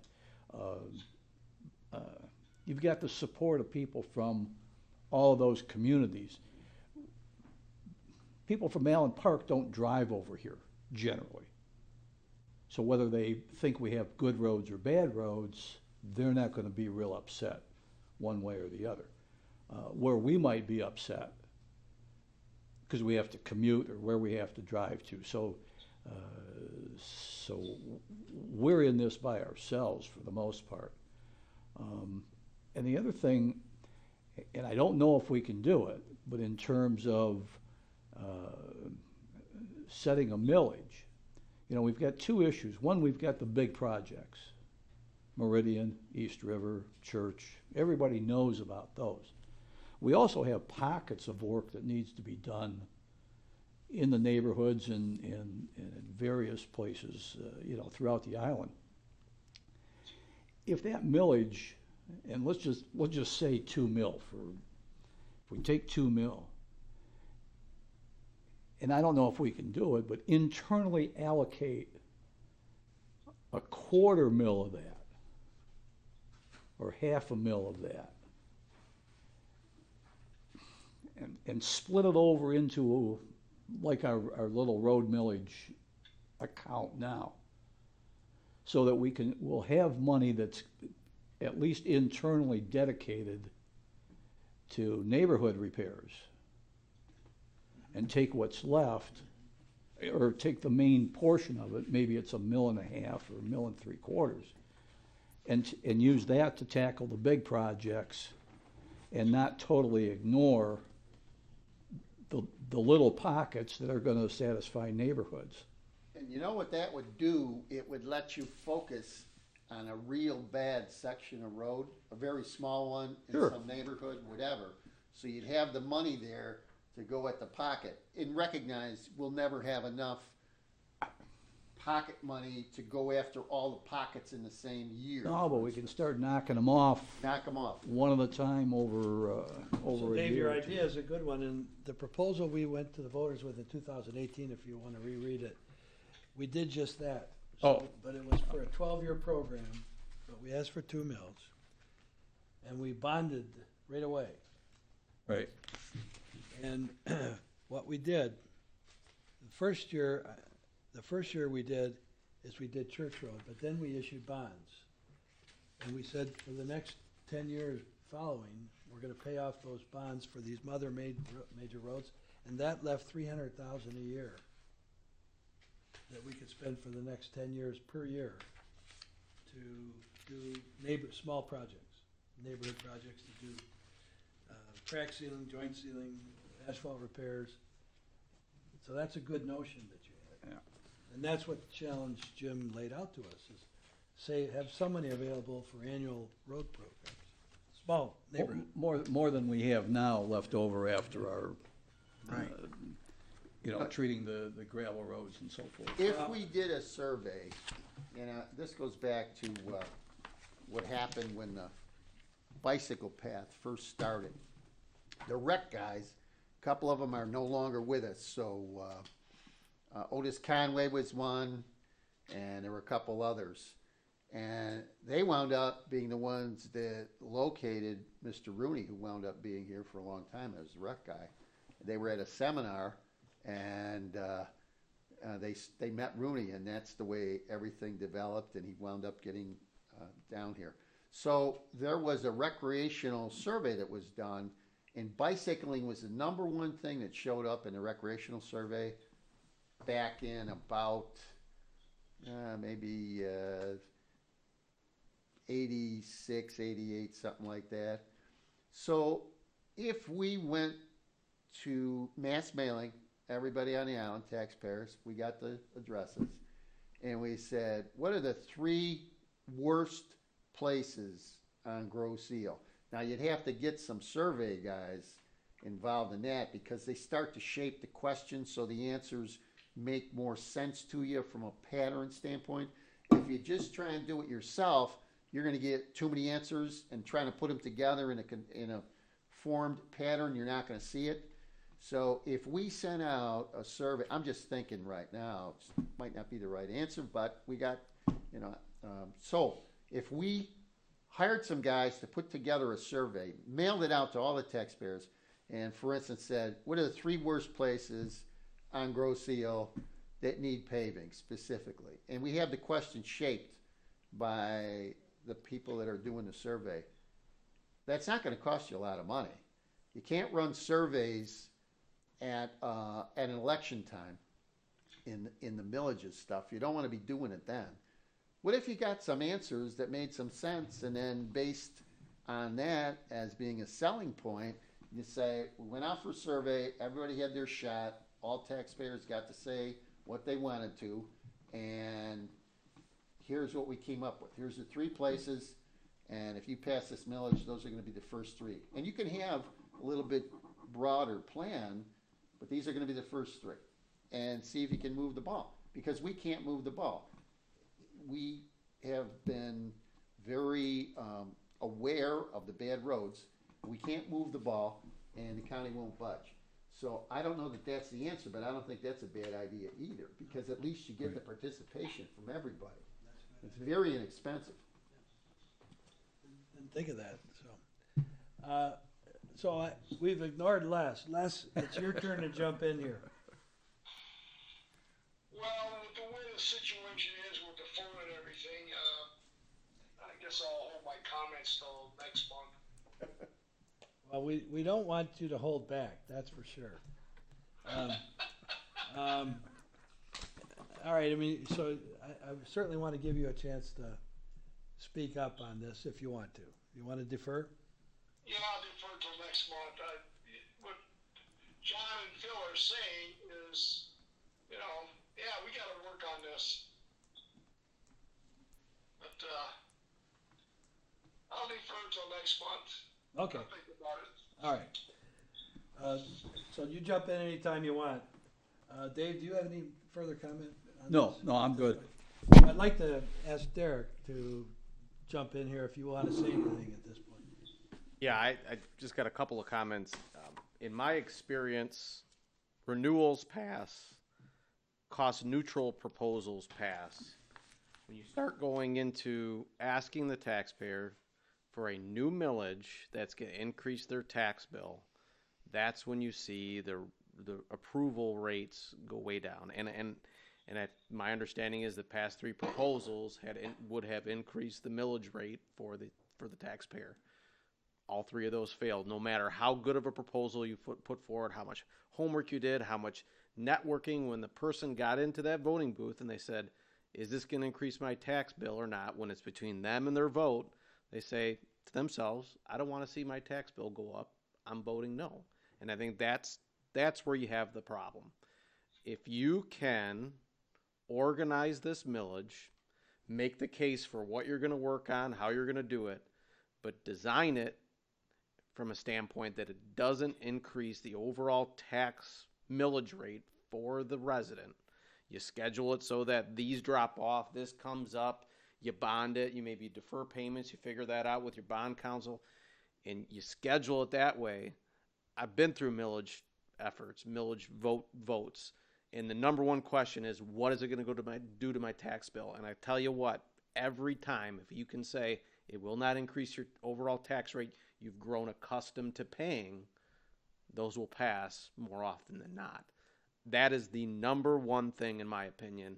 And granted, 2 mills is 2 mills, and whether the people of Groseal can afford it or not, a lot of people say, I don't want to pay more. No matter if I can afford it or not, I don't want to pay more.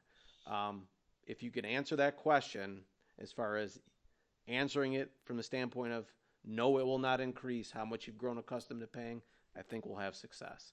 So I guess I would just encourage the commission to focus on the finance end of things, number one. How do we design it to make it as least impactful to the residents as possible? And I think that's where you'll get your success. And that's my only real point. I think you've done your due diligence. You've done your work with previous millage efforts. You've done your homework. You've designed it well. You've made the case. It's just, you got to answer that question. How do we do that? How do we make it free? Right. Exactly. Exactly. Right. And build it into the context of the other things that we have coming up too. Because this doesn't operate in a vacuum. We're dealing with a road millage, but we're also dealing with other millage requests that are going to be coming up. And how do we put this all together to make sure that the residents aren't impacted negatively as far as their overall tax millage rate? So I guess I would just encourage you to think along those lines. I think that's a good point. The base and the rate are what determines the actual cash that somebody pays. So as situations occur, I'm really surprised that the property values on Groseal weren't significantly reduced across the board. And they weren't. That hasn't happened. And that hasn't happened. But we're stuck with, thank God, the privately owned bridge person that's been doing a very wonderful job, efficient, and there's a lot to that. And that's the access for the emergency room people, the kid that got hit on a bicycle. I hope he's all right. I understand he was. Okay. But that's the thing. I think we have to really look at the base and the rate. So our assessor should be looking at, well, are these properties now a little overinflated or what? Because that's the part that that hits, that's when the rubber hits the road, is the rate and the base. That's what taxes are. Well, one of the things that you guys are all raising that strikes me is that maybe following your comments, we know that our sewer millage is going to fall off in 2024. Start to fall off, 2025. You can take a look at chart on page 45. It'll give you a good example Right. of what's going on there. But we all, and maybe that's what we got to dwell on too. But we know that our requirements at the wastewater plant are going to take up a mill. Is it possible we could come up with something to submit to the voters? We could always wait till that millage falls off. Well, I think the charge of the supervisor was to put it on the ballot for 22. Yeah. So, but Get something on the ballot. get something on the ballot. So, I mean, with the ACO, you're gonna have to be on the ballot for 22 as well. So that's the other thing. You know, if you want both of these to pass, you're gonna have to make sure that you definitely address the issue about neutrality as far as the overall tax rate. So, I think those two are the same, not to get things too complicated here, but you need to take a look at both of those, because they're probably gonna be on the ballot at the same time. But where I was gonna go with this then, is I don't know the answer to this, because I've been involved in my career, 30 bond issues, maybe only 25, but a lot of them. Millage requests included in that. But I've never done this. Could you go for a millage request where you say the first year or two, it's gonna be this amount, and here's what we're gonna do with that amount? Let's say Meridian. We hope the county will put it on, let's say we go forward and say we're gonna come up with a 20% local match for Meridian. That's, hopefully we'll get it done. And encourage the county to put it on the tip and do the majority, get the federal money. We'll put up their federal money, their part of it. Maybe, I mean, that's just one option, let's just say. And that only requires a half mil. But so we structure the millage request so that it jumps. Yeah. And I don't know, I've never voted on an issue like that, but where the first year or two, we're only asking for a half mil levy, but in year 2025, it becomes $1.5 million. It's a graduated millage. A graduated millage. But then the same would be true of the wastewater plant. For example, I know that for the wastewater plant, we're gonna talk about issuing a 25 or 30-year bond. Right, and Let me finish. sure. So, you know, when you issue the bond year, if the bond is approved in 2020, November of 22, you would issue the bond in the subsequent year at some point, so you could take the construction on. You issue the bond, say, at the end of 2023. The first bond payment doesn't come through till the end of till sometime in 2024, and it's could just be structured to be a millage or an interest-only bond payment. You backload the bond issue, so you're paying a greater principal amount in the further out years. That's done for big, massive public works projects like the wastewater plant. If it's $10 million, we're gonna have to sit down with bond counsel with some notion of that. I think Want to that, do something like that. I think that's the kind of thinking that we gotta have with this. The other thing worth mentioning, just to think about, on the ACO work, the benefit to the wastewater treatment plant is it has some capital. Also with American Recovery Act, the chances are we're probably gonna get some money coming in from that. Could you then fund the ACO work in the initial years, or the bond associated with the ACO work in the initial years with those funds or capital on hand, and then have your millage pick up afterwards for the bond payments once you've gotten past these dropping off? So let internal financing carry the beginning part of the bond years until these millages drop off, and then you have your millage pick up the rest of that. So there's some options there as well. So I think, to your point, we got to look at all of this and figure out a creative way to achieve what we're trying to achieve here, which is once again a cost neutral proposal. Village that's dropping off at 4 mil or 4.5, that's dropping off. The line's already forming. It's our millage now, but Others want it. any department or commission that needs a millage, Others They want it. know it's dropping off they're too. lining up. Yeah. They knew a year ago it was dropping off, so Police might want it, fire might want it, recreation might want it, blah, blah, blah. Right. blah, blah. Okay. You know, there's another thing too, and I don't believe it's been done in like 10 or 15 or 20 years, but historically, there were some very frugal people before I was on the board, and we used to not levy 100% of some authorized millages, and we squeezed the nickel so that if one of the authorized millages wanted to get closer to 100% of their millage, okay, then we dropped one of the other millages down to balance them out. So say there's an extra half mil by the fire department and the police department.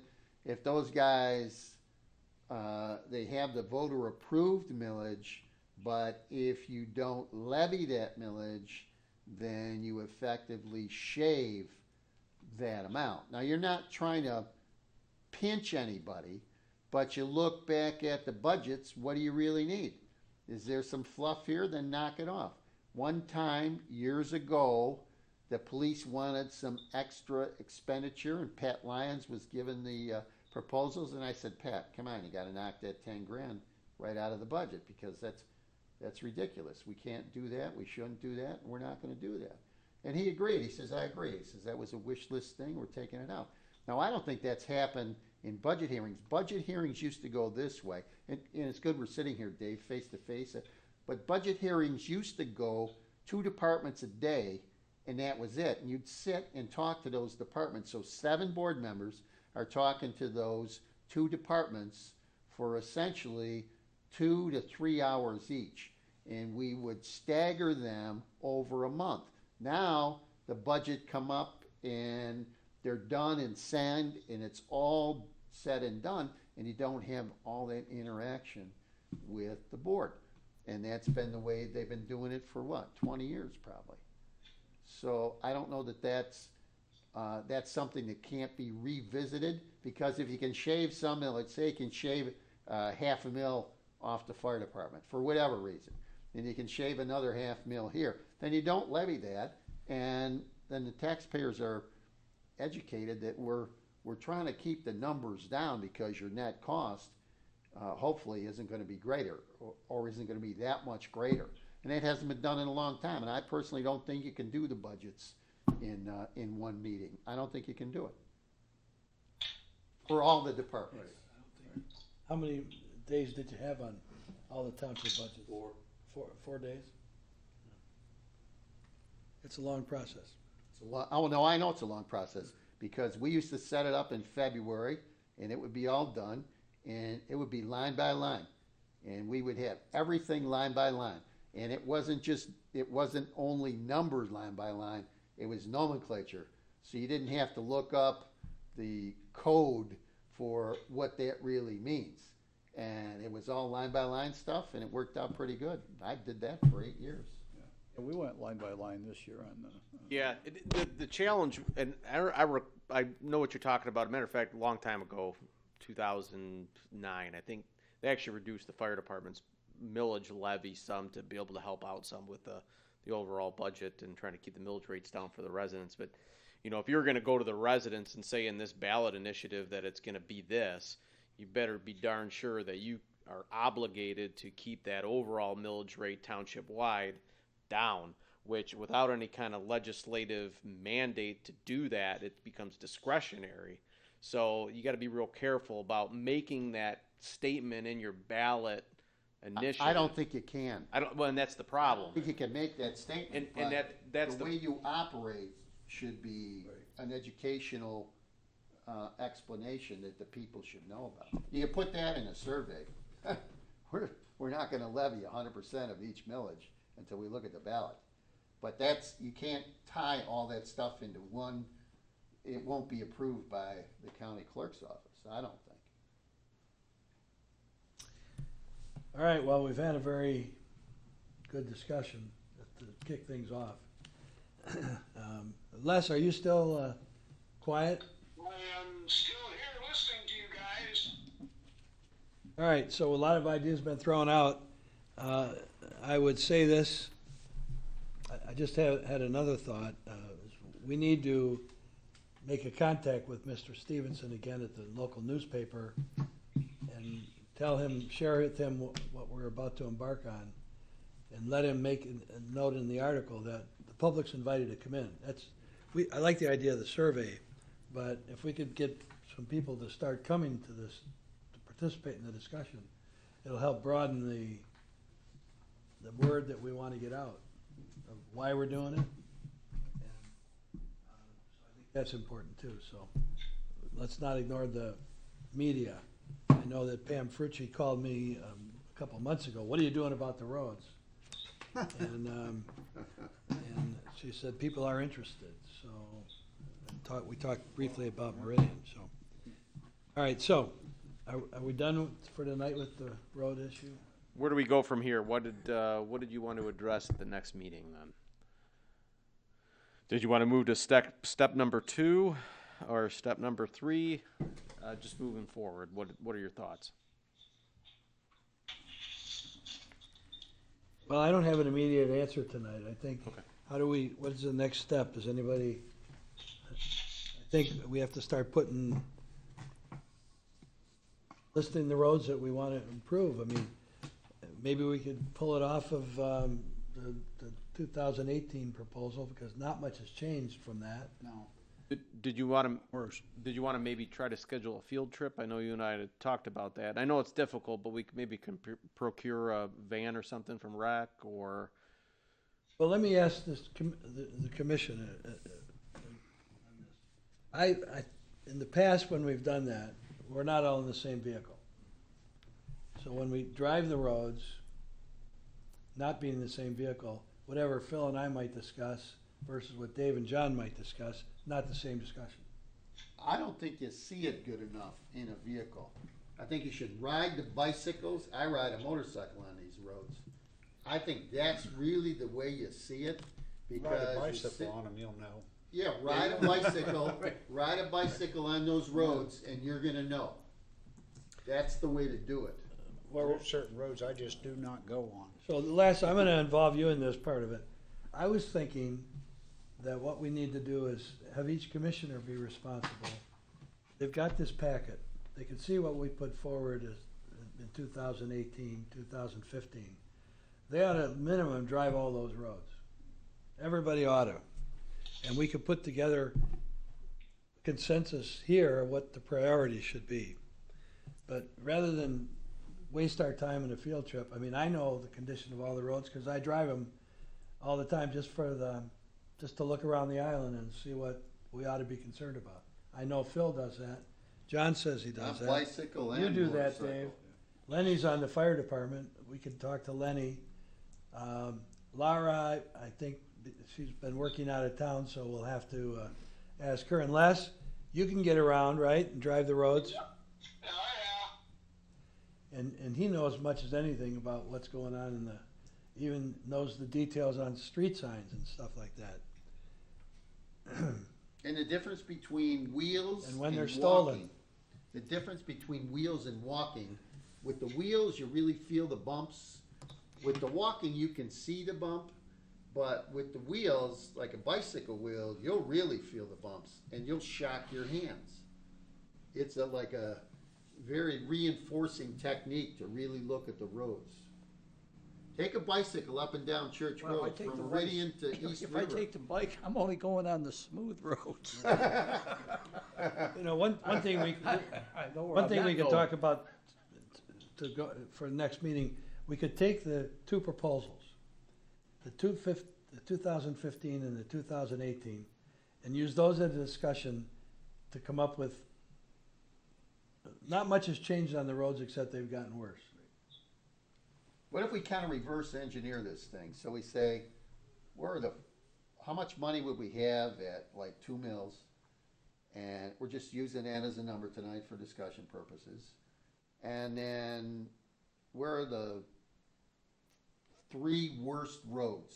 And how much could we do on the 3 worst sections of road with 2 mills? Because all this preparation falls by the wayside if the millage loses. But the other thing is, I don't think we should present a wish list to the consumer, the taxpayer either. I think we ought to have a real concrete, narrowly focused position and go that route and say, we'll get this done in a year, and our cost accounting will be real good if we're gonna pay within a year. Our cost accounting, as the years go out, it's gonna get worse. So I think the cost accounting at some point is gonna fall apart. Wheels are gonna come off the wagon. And I'm just one guy here, but it seems to me that's one way to approach it. Sometimes you have to Pac-Man things, and that approach kind of works at times. So let me ask you a question. You're talking about a bond issue.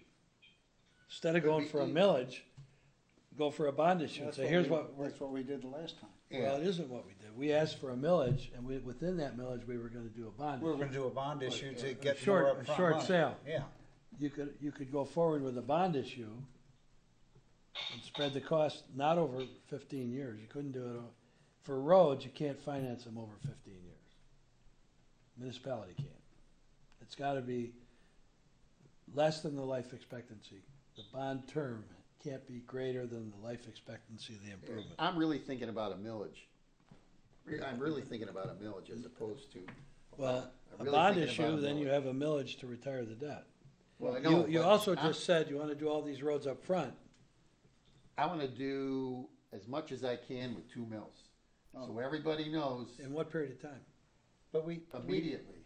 we looked at that last time and decided that in the process of just fixing, let's just say one road, year one, Use that as the an rest of the example. roads have deteriorated to the point that the cost of fixing them is gonna go up, the cost, and I think we beat that back and forth quite a bit the last time and felt that we should take the 2 mills, spend so much of it up front, but bond the rest of it and allow the repayment of that bond, but to give us more money up front. I'm listening to what you said, but I think at some point, the bonding mechanism, say it all got approved, at some point, your actual cost accounting is gonna fail because you can't control the expenditures enough.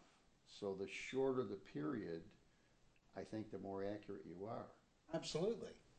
And in which case though, if we bond, we know what the payoff amount's gonna be. We know the amount that's gonna be paid to retire the debt.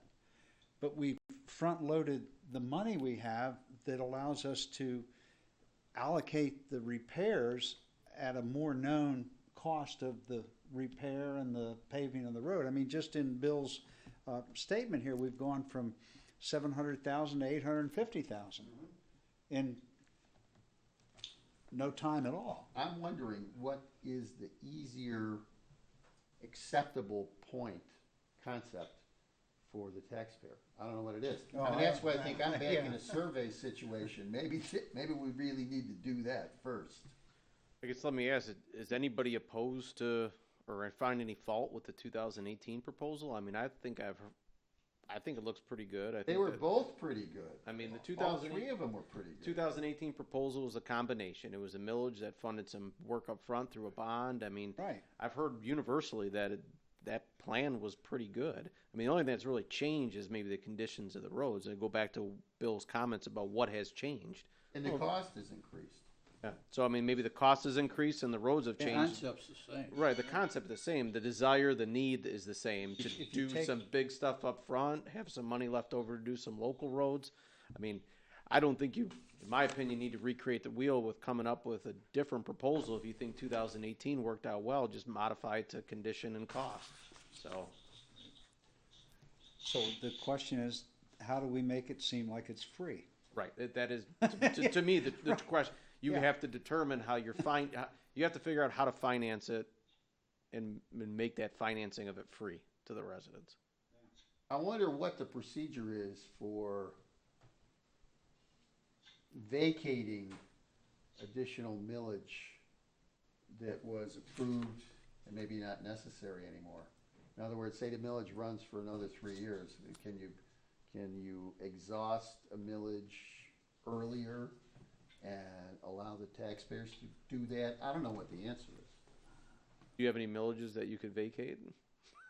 I don't think you probably. Everybody do. will say no, but Well, it depends who you ask. that's exactly right. Yeah, that's exactly right. You know, I don't know if there's a We proposal for approved a that. remillage early, I know we did that. We just did that. In other words, we said we're gonna, instead of waiting until it expires, we're gonna Go for- That's ask to. right. But it doesn't pick up until after the other one expires, so you won't have one you could drop off like a double millage or anything, but, Carry it forward a year earlier than the other one expired. well, okay, so the next meeting, why don't we, to refresh ourselves, I know there's some backup material that we don't have in front of us tonight on that 2018 proposal. okay. how we were gonna do that. And figure out what the percentage was. I mean, you have the numbers tonight, but what was the yes, no vote? Was it, you know, and you mentioned the number of votes, but what was the percentage? Well, you had that in there. That was there. It was like 3,300. 1,500 to 1,200 or. Yeah, Yeah. well, whatever it figures out, that's just math, we don't have to do that now. Yeah. But figure out what that was, so you know what your target is that you're shooting at, because those are the ones you have to get onto the yes side. Well, That we lost by percentage 3, voters. so it was 10%. Okay, 10%, that's what you're looking at, so, what was that, 55, 45 or something? It was 3,391. Well, I know, but I can't do that in my head. tonight. 3,043. Too late. So it was maybe 11%. Okay, 11, 12%. so that's the number you're shooting for, that's Well, your target. and I think it's probably more than that. I mean, you all made a comment at the last meeting that the willingness of the electorate to vote a new millage coming off a bridge closure in which they've been paying a lot of tolls, I mean, it might not be 10% anymore. It might be 20 or 30% that you need to overcome. I agree, It's another factor, I agree with you. that's a big one. Some families are saying that have grown children living with them, they're going to college or going to work, still living at home. They're spending $300-400 a month on. I just More.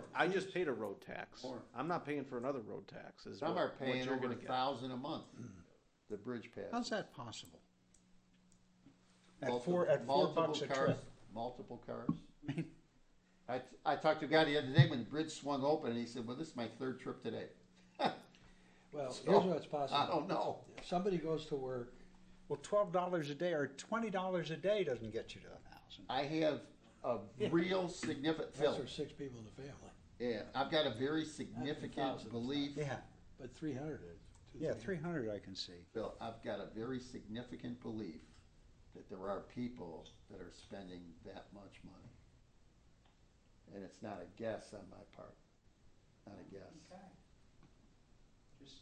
But the ultimate is, it costs a lot of money to take the bridge, so do they wanna pay for roads too? That's ultimately, Oh, yeah, it doesn't matter if it's absolutely. $1,000 or $300. That factor is just an additional factor, which improves the negativity, the higher the number goes. So the guy that rides the bridge 4 times a day, he's voting no. And I don't think that you have enough in a sales pitch for a new millage to be able to overcome that deficiency in support without, once again, addressing the finance end of things. So you can put out the best proposal in the world at 2 mills, and they're going to say, well, 30%'s a lot to overcome, right? Wait So- till I get back my bridge money first, yeah.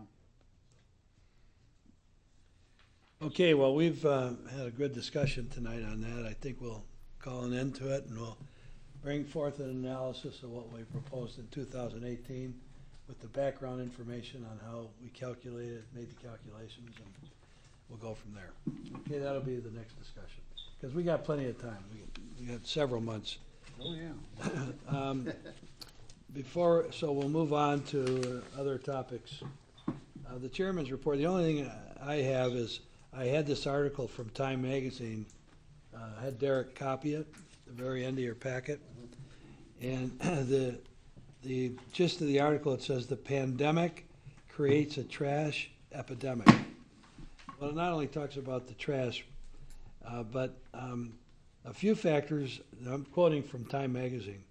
We've been concerned here, about recycling. A few factors are driving the rise in the amount of trash. Budget cuts have forced some cities to reduce sanitation department staff, which means fewer trash pickups. So a lot of cities are hurting for trash, but on page 2 of this article, it says, people also stopped being careful about how to dispose of their recycling during the pandemic. Recycling depends on the haulers collecting and separating things like cardboard, glass, and plastic, but many recycling programs saw more contamination in their waste streams. As people tried to recycle juice, jars full of food, or put clothing in the recycling instead of trash. About 1/3 of recycling in Monterey, California was contaminated, up from 22% the year before. Contamination increased by 41% in Indianapolis during the pandemic. About 100 cities and towns, including Montclair, New Jersey, El Paso, Texas, suspended curbside recycling during the pandemic. Some, including Gastonia, North Carolina, suspended it because contamination was so high. Philadelphia collected 20% more trash than in 2019, but 34% less recycling, according to the city streets department. So even in our own area, Westland discontinued because of the cost. At one point, they discontinued recycling collection. Recycling is not free. So and the only reason I brought this up is we still have to do a better job of educating people what to put in recycling bins. And I do think it's getting better. We have the glass container here now, but I still see recycling bins full of all kinds of junk. Oh, yeah. You're better off to put the right stuff in, and even if it's fewer and less in volume, than to throw a bunch of junk that shouldn't belong in the recycling bins. Well, yeah. So we're just discussing it again, and I just wanted to point out that it's worth discussing from time to time. Well, to that point, I've contacted Bill Stevenson about doing an article. Oh, Remember yeah. we brought this up Yeah, last yeah, night. yeah, I can't remember And- everything. And he responded that he would be glad to, and he would be contacting me back. Okay, Now, that was to have been last week, but I haven't heard, so I'm gonna recontact him again at the end of next week. But he was, responded that he would be agreeable. So if you have any contact with him, I spoke with him today, actually. We were taking a look at some stuff over in his neighborhood, and I asked him if he had talked to you, and he said he was gonna be giving you a call. He's Right. in the process of helping somebody move or right, something. yeah. So I'm expecting to hear back from him, and I have all our data from when we started the program and previous articles. The Detroit Free Press did an article on this several months or a year ago now. But no, that's, this pretty much says it all. I mean, we spend a lot of money. Priority says 70% of our recycling goes to the landfill. That's what the supervisor had told me. That's pretty good, I would think. Not directly to the landfill, just to clarify, but to the waste, to the MRF, and then from the MRF Right, to the landfill. yeah. In other words, so 70% of what's in the blue containers doesn't go, ends up in the trash. ends up in the Ends up in regular the trash. landfill. Yeah. 70% of our recyclables go into the landfill? And that's what he said, because of the contamination, So because much is when they go to rejected. get sorted, if anything's contaminated, and it's contaminated everything around it, because you see, they put it right in the back of the loader, and it all kind of gets crushed together. So you spend significant effort putting just the right things in your recycling, but the guy right next to you, your neighbor, just throws mayonnaise jars with mayonnaise in them, and things that aren't cleaned out, and things that are pizza boxes that always come up. And that gets commingled with yours, and next thing you know, your recycling now goes to the landfill. So we're spending all this money on recycling, and 70% of it's being thrown away. Maybe we ought to Right. eliminate recycling.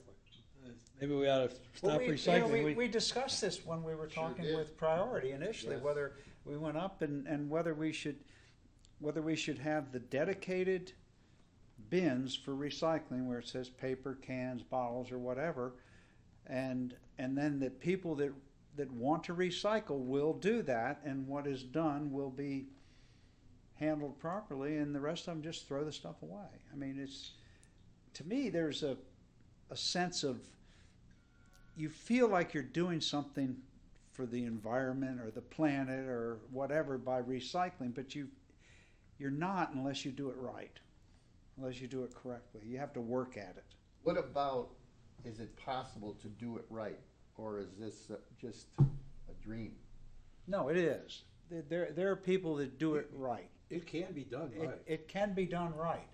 But the problem is, if you and I are neighbors and you do it right and I don't, I've just negated your, That's right. that's the issue. And that's why if you had just a dedicated recycling location, all that went in there would be right. When we went up to the station and looked at their bin, because I peeked in every compartment of it. The glass only had glass in it, the plastic only had plastic in it, the cardboard only had cardboard in it. And I asked the gentleman that took us on the tour, I can't remember his name now, and he said that, no, they have no issues with that. You're talking about at Priority Yes, yes. in their yard. Yeah, when we went out to their yard, they had the bin there that they had hauled in from the other community that they were dealing with, and Remember when the one guy told us that the pizza boxes, they're contaminated, there's some tomato on there, and so the box goes, so you can't recycle the box? So it's like, don't recycle pizza boxes. I mean, that's the message. right. But also, if you have a plastic jelly container or something like that, and you scrape around it and you've gotten all the jelly out of it, you put it in recycling, and that gets crushed into the rest of the plastics and everything, and all the jelly that was left in that jar now has contaminated all the other things around it, and they all get thrown away then. You have to wash it out, you have to rinse it, you know. Priority picks up in a lot of places, I would think, so what's the city that does it best? We ought to talk to those guys. Good idea. I don't think, I'm not sure it's a city. I'm not sure there's Well, anyone that does do it. Or a People are village using or a recycling. township. Yeah. Well, I don't know whether it was Hamtramck or whatever the one was, the one that used that bin, instead Okay. of having a curbside, Okay, they did it best. okay. Well, they That's don't the mind answer. the effort to go drive to it, because they're doing it right for the right reason They're to doing it begin for the with. right reason, yeah.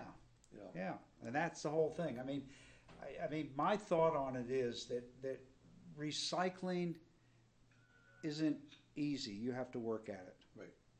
And if you're not willing to work at it, Don't do it. don't do it. Don't do it at all. Yeah, don't do it at all.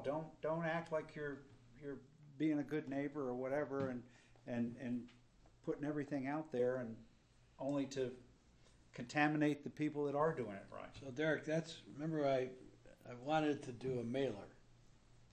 We haven't done that. Well, we did, yeah. It didn't go out in the mail, but it went out electronically. So the one that. I'm talking about a mailer. The one we presented, well, we presented it to the DPS commission at the last meeting, and I think we had a conversation about the cost associated with mailing it. And the decision of the group was to put it out electronically. If you want to send it out house to house, that's fine too. You just have to make the decision to do that. So, I'd like to see where Bill goes with this article and what we can come up with. All right, right. that's a good step.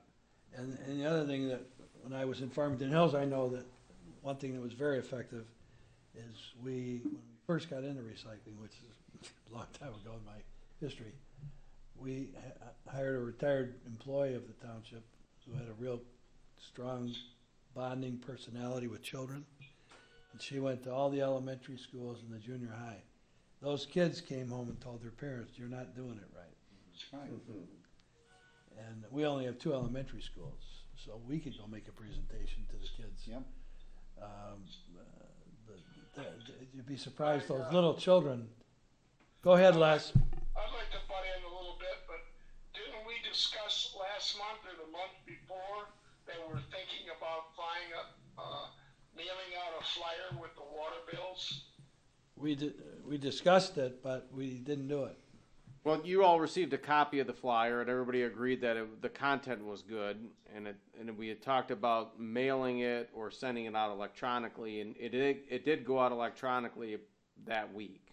So, but if you chose to send it out via mail, we can do that too. And You say it went out electronically. I didn't get it.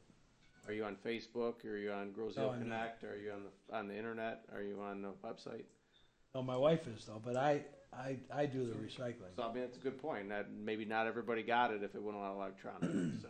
And even at every household, most people throw junk Would mail it be away. on the Grosse Hill This would be Township considered junk website? mail, wouldn't it? Was it on that? Yeah. Okay. This would I be looked considered at junk that. I mail don't do- because it's about recycling.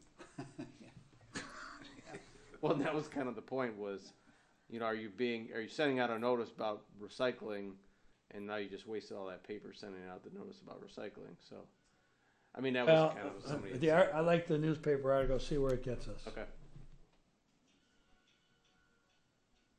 All right, so with that, let's go around the table quickly. Dave, anything else? I'm good. Go. Nothing else. John? Nothing further, no. Les, anything else? Yeah, I got a couple of things. Number one, when John was talking about the corner of Ferry Road and Meridian, Yes, sir. There was some excavations being done there, and when they went to replace the bike path, the county stuck their nose in it and said that this is the way it has to be done. And the bike path was much wider there than it is now. And those flaming idiots in the county made us make that smaller. It's now small enough that when you go to plow it with the Bobcat, you're off of it. And that was all done when the county told us, I was still working then when that happened. And that's the way it's been. Some person in the county comes and says, oh no, this is the way it has to be done.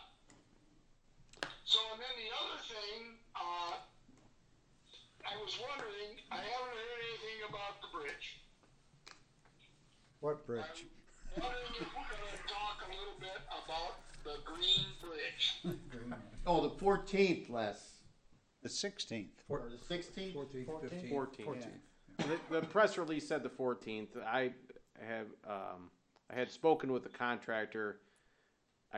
They had told us that the cranes are supposed to arrive on the 15th. So 14th, 15th, right around there. So beginning of next week. Dave and I and a couple others have weekly bridge meetings with the county. Our next one is tomorrow at 10 a.m. So we should have a little better idea on the schedule. But everything that we've seen is the 14th through about November 1st. Matter of fact, that notice to Mariners, the time period they're talking about for that is June 14th through November 1st. So I think that's the window we're looking at here. Somebody mentioned that late fall actually goes till December 20th.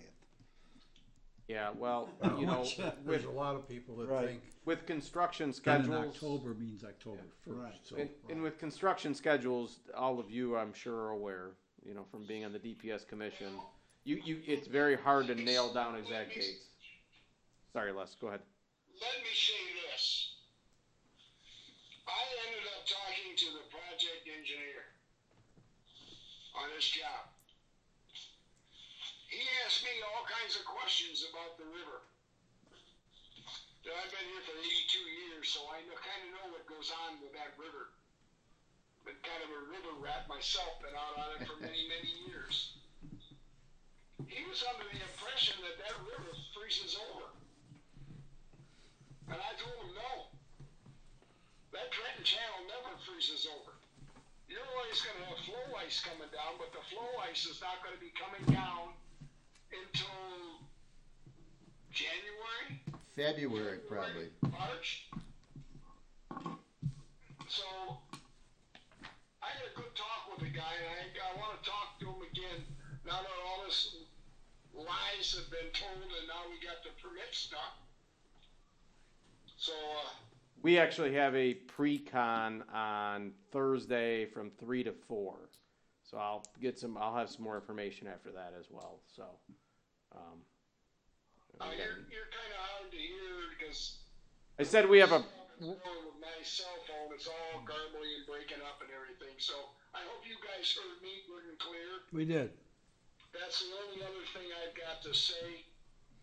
So next month, I said I hope I'm not all beat up, and I will be there to see you guys at the meeting.